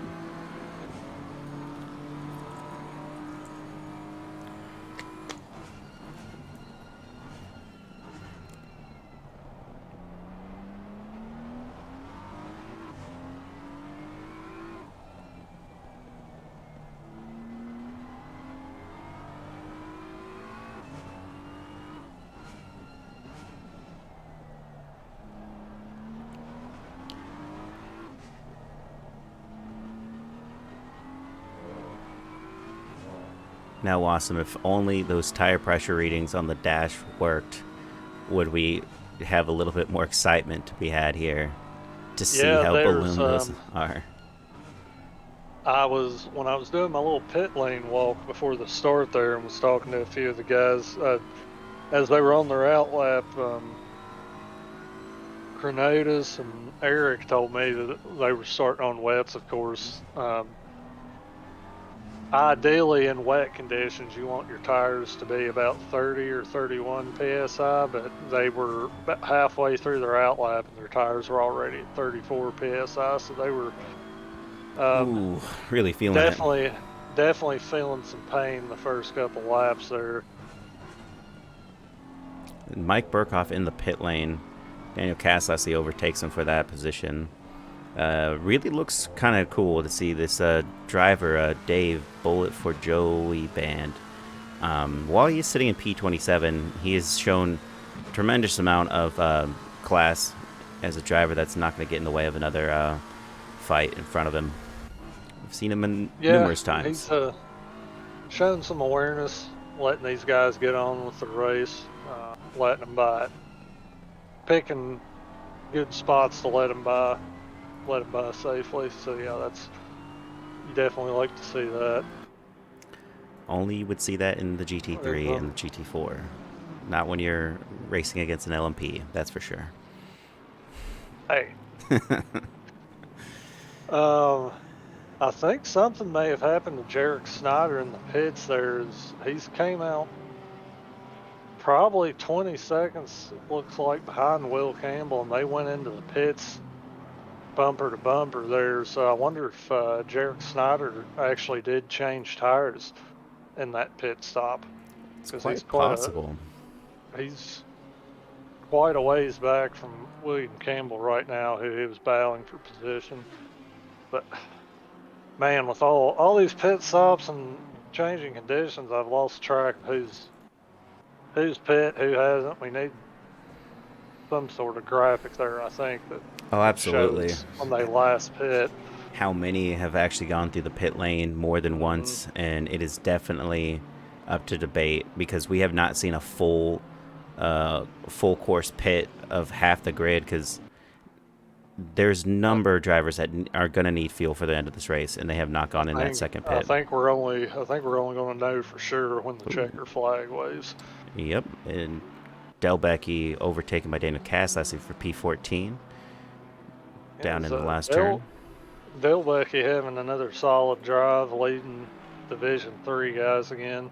Yep, that's P1 for his division, as Bravo's going to take P2. Provisionally. And then we got Jet Engelman, who had quite a few incidences early in this race, back to P8 in the overall, but P1 in the Division 2 standings. Oh my. And Wassum, like I was saying, he's going to need a second a lap. Quinn has been cutting that time. He is only 9.7 seconds behind. I think we're going to see Ed Kerstetter pit at some point for fuel. I could be wrong about that, but I mean, we've got a little less than 15 minutes left, and like you said, Quinn's been cutting that gap about a second or more a lap. I think, Quinn could, if Ed didn't pit for whatever reason, we could almost see Quinn Smith catch him. That guy's just showing crazy pace right now. Well, 9 seconds back, you'd think you'd be able to see him on screen somewhere. I'm going to pull is that Delbecki?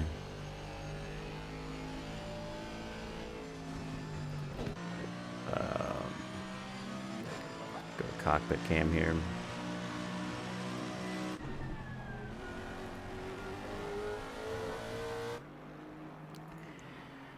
So Quinn Smith in P2 is going into Sector 3.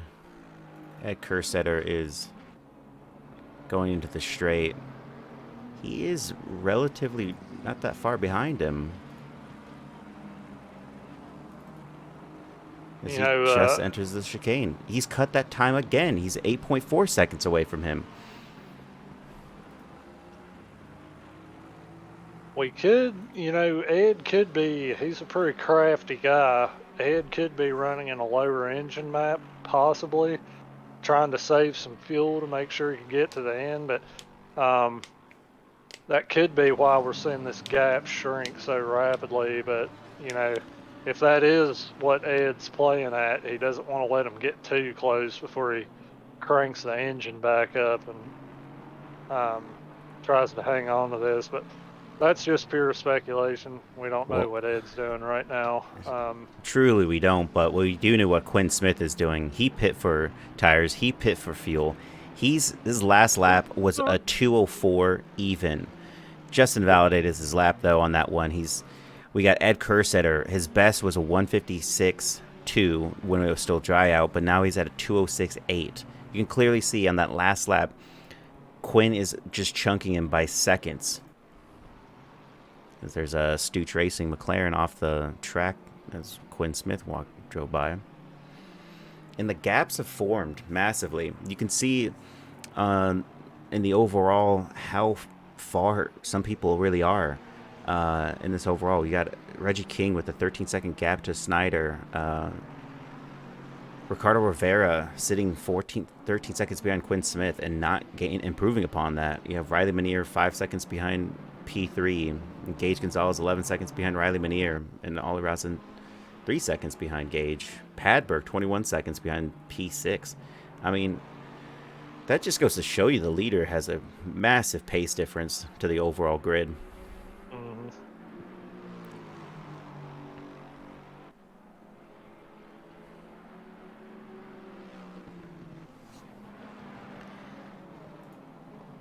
Oh.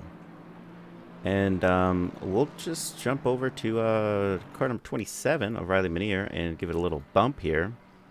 Bear with us.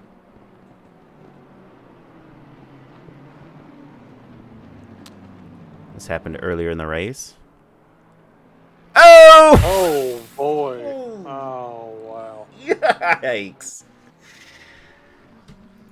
And see Riley coming into the pits now. Wow. Just to get some fuel and maybe some cosmetic damage. Did that just happen? That happened a little bit ago.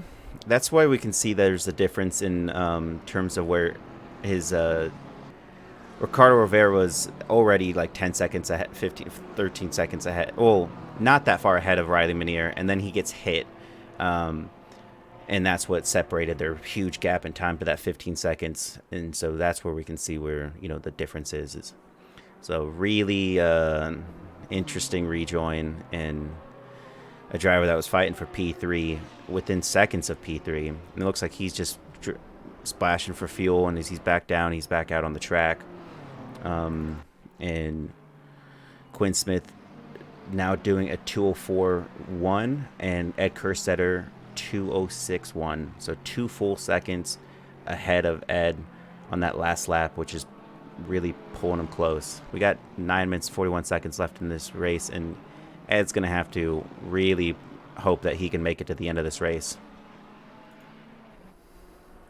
We got Provolone and Snyder. Seems like we've seen a ton of BMW battles this season. It's a pretty popular car. A lot of guys use it. We've seen a lot of those, usually different teams running the BMW battling together. As we've got Ed coming up behind him, Jarek Snyder moves out of the way and lets him get on with it. Ooh. No, that would be a...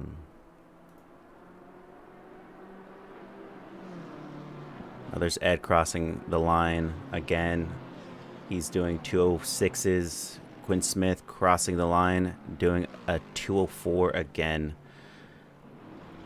He's taken that 15-second gap and made it 4.4 seconds. Cass Lashley's actually battling Snyder for position for P13.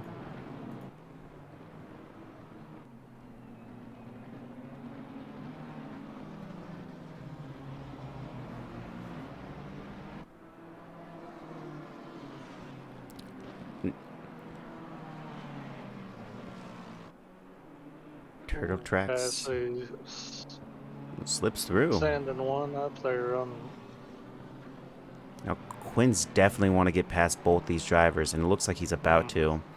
Yeah, it looks like Snyder might be able to, is definitely going to let him take that and continue on. Now, is Daniel Caslessy going to let him take the run to Ed Kerstetter, who's 4 seconds ahead? Hey, guys, did the PRL 6 hour at Nurburgring today. Too tired to race tonight. Hey, no worries, man. But 6 hour Enduro, that's quite something. Daniel Caslessy not opening the door for Stefan Buckley.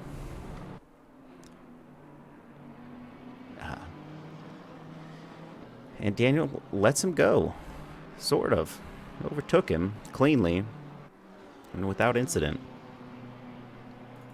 So we have Spool and Santiago Orozco fighting for P23 here. Every position is a position worth having. And he's 3/10 off. Doesn't look like he's going to be able to improve upon that.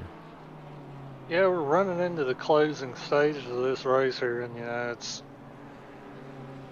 these guys have gone on for over an hour and 20 minutes at this point. It's really cool to see. We've still got a lot of battles for position going on. Wait. Throughout the field. And Orozco's off, and that leaves Spool the door open, and he takes it on merit. Daniel Caslessy was involved in a little something, so we'll get car number 59. We'll go to a 10-second gap here. Is Gage Gonzalez and him had a little bit of contact. Let's see if it was too much. Oh, that was a doozy. Pretty big pop. Yeah, I think that was a doozy. Nothing malicious there, obviously. I think Caslessy just got on the AstroTurf a little bit there on corner exit. He just lost the rear of the car. Absolutely, and Mike Burkhoff overtaking, as well as Kronotis overtaking Jose Bravo for P16. Mike Burkhoff going down the outside line against Kronotis. Is he going to be able to hold on to it, though?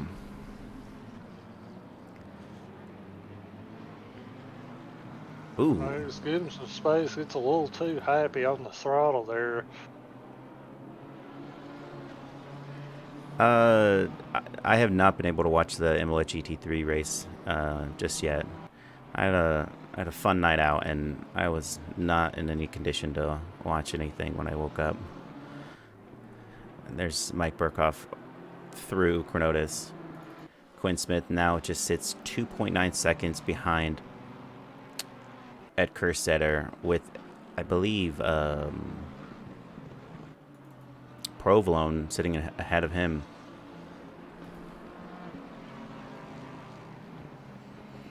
And Provolone taking the wide side. Quinn Smith has gone through, and now this driver is in striking distance with 5 minutes left to go. Is Ed truly going to have enough fuel for the end of this race? He's saved a lot, but he's also just dropped his times down. He did a 2:05.7 as Quinn's still doing 2:04.4s.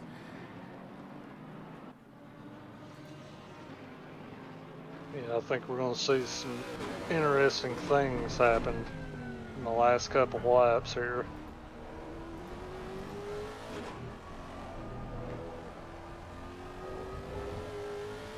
And you clearly see he's getting closer. And the man is on a mission. It is going to be quite an interesting last 4 minutes. All suspense. Ed, if we start to see Ed die, we'll know why.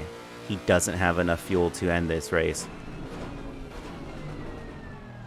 And you hope that your strategy, Wassum, is that he was fuel saving for the last, 10 to 15 laps, and that might have been his strategy in order to keep it together. As we did see Riley Minier go in the pits for that specific reason. He didn't have enough fuel to get to the end of this race. As the live time is now 1.5 seconds off.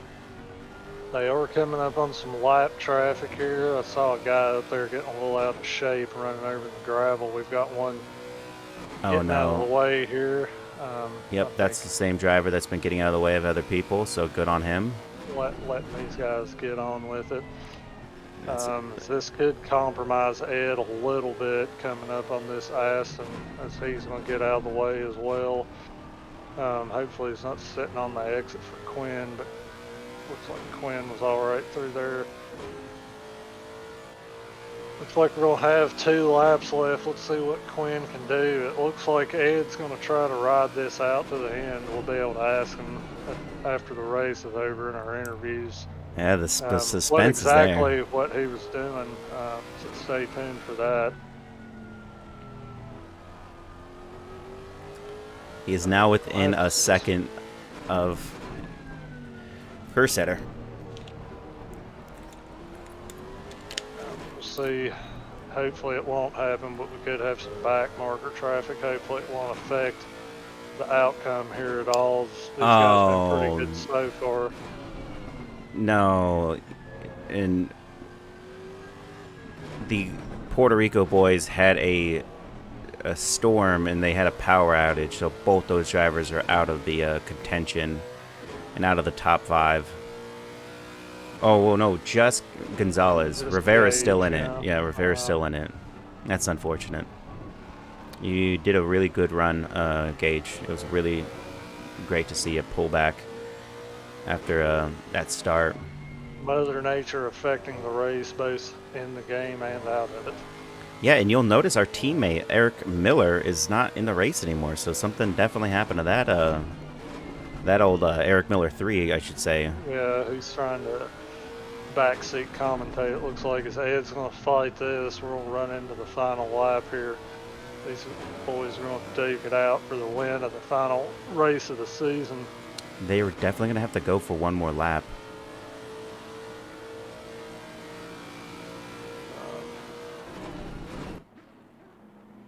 Careful, boys, careful.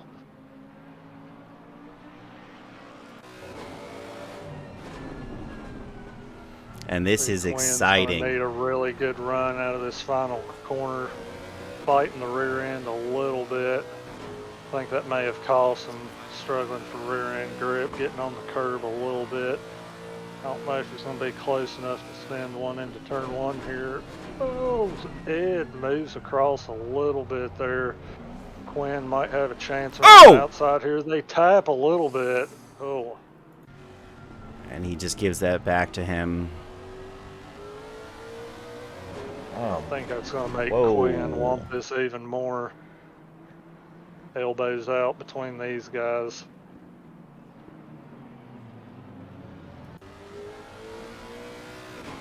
Ricardo Rivera is in the pit lane right now, and he's holding P3. This race is about over. Oh, man. And he needs fuel. Oh, there's a lot of defending here.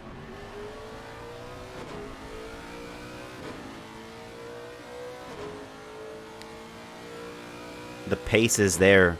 Quinn Smith is a full second faster in that last lap, and it is showing with his frustration, still holding the pressure. Yeah, I think if Quinn wants to win this one, he's going to have to be pretty assertive in his move. He's just going to have to go for one and get his car in there, because Ed's not going to give this up easily. Gets a little help through that.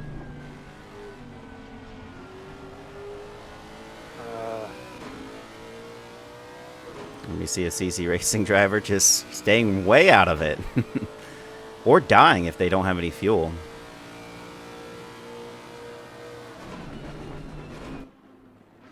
Going through the chicane here, Quinn really wants to keep it nice and tidy and get a nice chance into the final corner. I don't think he's going to be able to pull this one off. He's going to try to get the switch back. Ed parks it there. They make contact.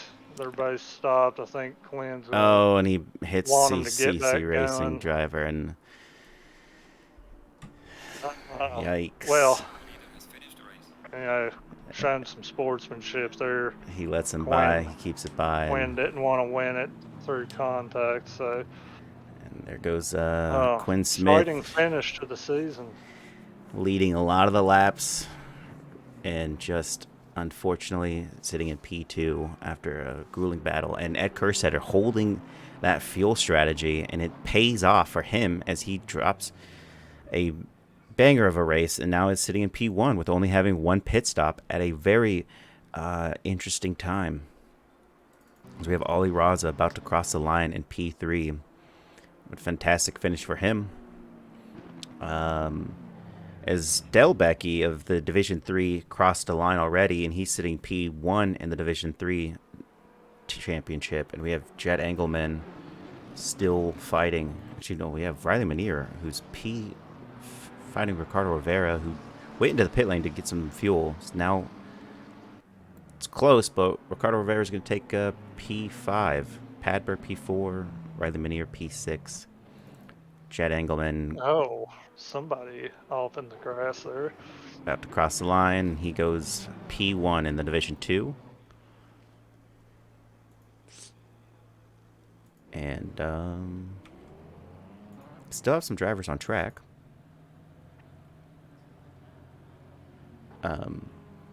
Okay.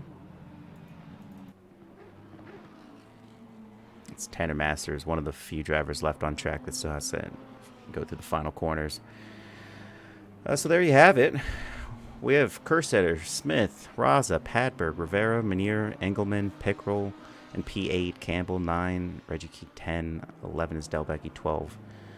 Overall, really, really great racing. Stick with us. We're going to be going to the highlight reel as well as interviewing the drivers that have made some successful runs out of today's race. The last race of the season for the GT3 series. And we already have Ed Kerstetter, P1. Wassum has a question for you to start off. What was the fuel strategy there, Ed? I could have sworn you were going to have to pit again for fuel. It was just pray. I finished the race with 0, and in the middle stint there, yeah, that's why Quinn was super fast anyway, but I was trying to so if it wasn't for him doing an extra pit stop, there was no chance for me. But I saw him catching me, and I had to save fuel, but then also try to keep a gap. And he was probably wondering what the hell I was doing, entering corners so slow and coasting. But I could, if I would have gone a little bit faster at all through that race, I wouldn't have made it. So kind of lucked out.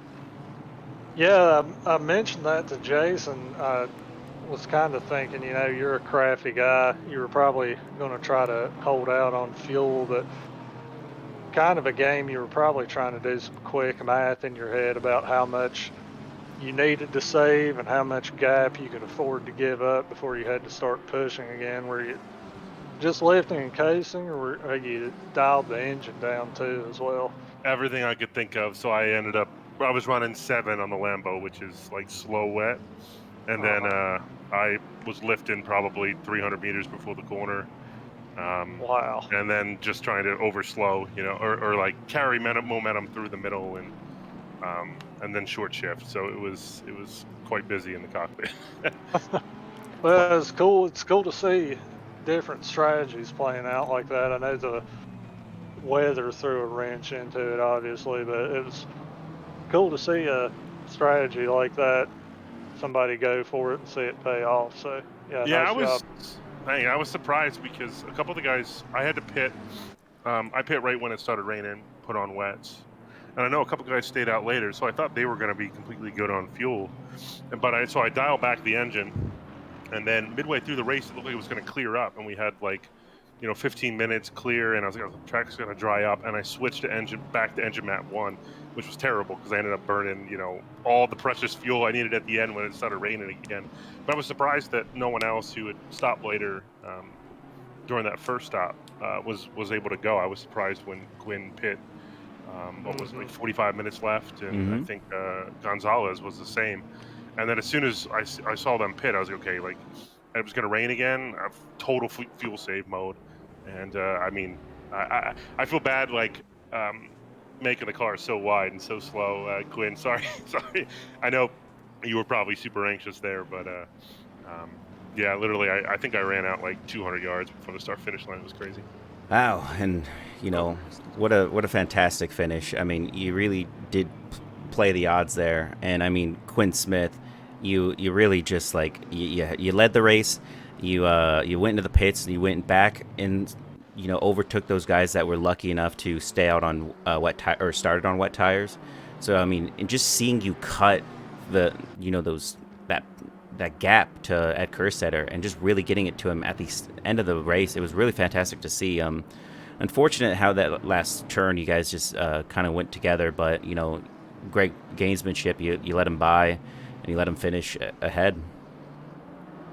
Yeah, at the start of the race, I was working on my strategies, and I noticed every time I switched off my strategy page, it reset to default right away. And I didn't realize it did that. So as I was coming into the pits when it started raining, I went to go top up, and I realized as I entered the pits, I'm putting 0 fuel in my car right now. And Oh, wow. I managed to scramble it up to about 70 liters by the time I exited the pits. So that kind of left me in a vulnerable spot as far as needing to push to catch back up. So that's why you ended up going. Well, there's a few drivers that did end up actually having to go and get that extra fuel, that additional splash. And for some, it was just definitely a splash, and they went back out. But I mean, you really did try to push the limit there and really try to get back on Ed. And it was fantastic by both of you guys. At the start of the race, we thought it was going to be this huge. There's Kerstetter, there's Quinn, there's I think Gonzalez and Menier, and you guys were all four of the fastest people we can see on the map, on the track. And that when the wet hit, it just threw everybody's strategy off. But it was still cool to see that you were able to continue pushing. Yeah, I really wish I could have got the win there, but I was honestly just trying to tap his bumper just enough to give him wheel spin to make him lift so I can get to the inside, and it made him spin, so I just gave it back to him. It wasn't right. Yeah, well, I mean, I know you wanted the win for sure, but you still showed great pace throughout the race. Like, super fast laps. You're in control the whole time in tough conditions. And, I know you wanted the win, obviously, but I think that's one you can still be proud of. That was a really solid drive. Yeah, you as well, Ed. Fantastic driving by both P1 and 2. And just turn it over to Ollie Raza, who inherited a spot, but a spot that he fought for no matter what happened to the other drivers. Like, you still were pushing in there, Ollie. P3, that's got to be a fantastic finish considering you were battling. You were literally in the midst of a 4-man battle for the majority of that race, and that's got to be a little stressful. Yeah, I think I kind of got lucky. P3, I didn't expect everyone to pit twice. I think I had the right strat. I put full fuel in the beginning, and then made sure I burnt like 20 liters, and then I refueled to full again. So, and then I was on wets, and then the whole race I was like that. But I messed up while I was pitting, like similar to Quinn, where I didn't put the fuel as much. So I literally had to stop before the red thing to make sure it goes all the way to full. So I lost maybe like 6 or 7 seconds there. Oh, okay. And but then after that, yeah, I just kept pushing. And the whole race I was fighting with Campbell and Snyder and Burkhoff. Yeah, they were flying. Mm-hmm. Yeah. But yeah, it was a good race. Great craftsmanship. Your teammate also was really putting in some good work. You guys got some good overtakes.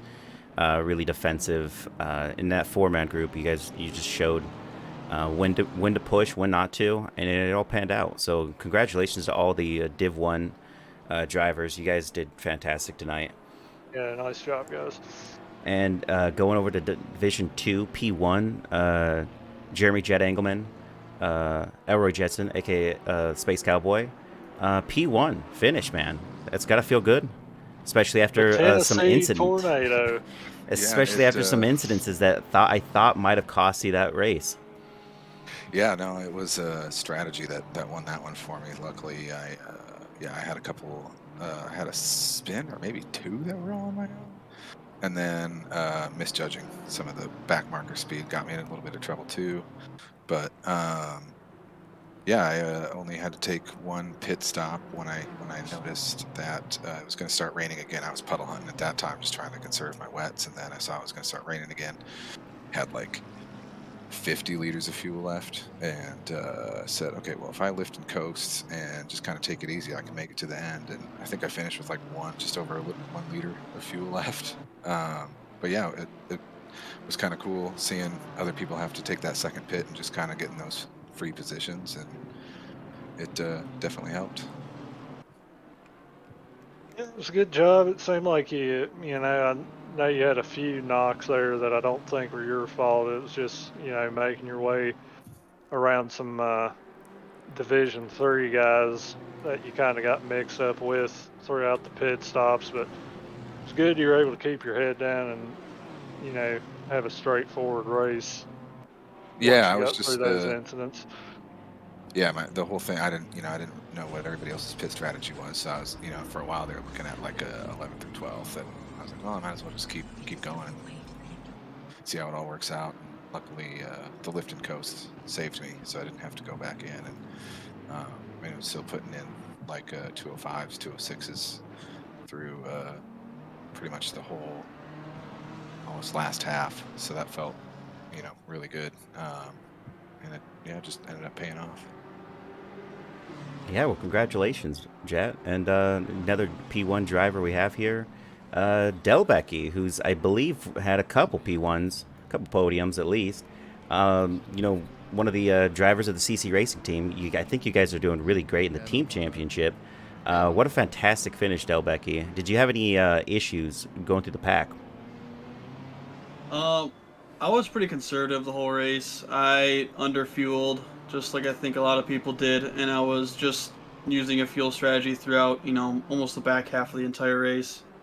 So I did get overtakes because I think other people were doing the same kind of strategy, and it just paid out for me. And it's a great way to end the season, yeah.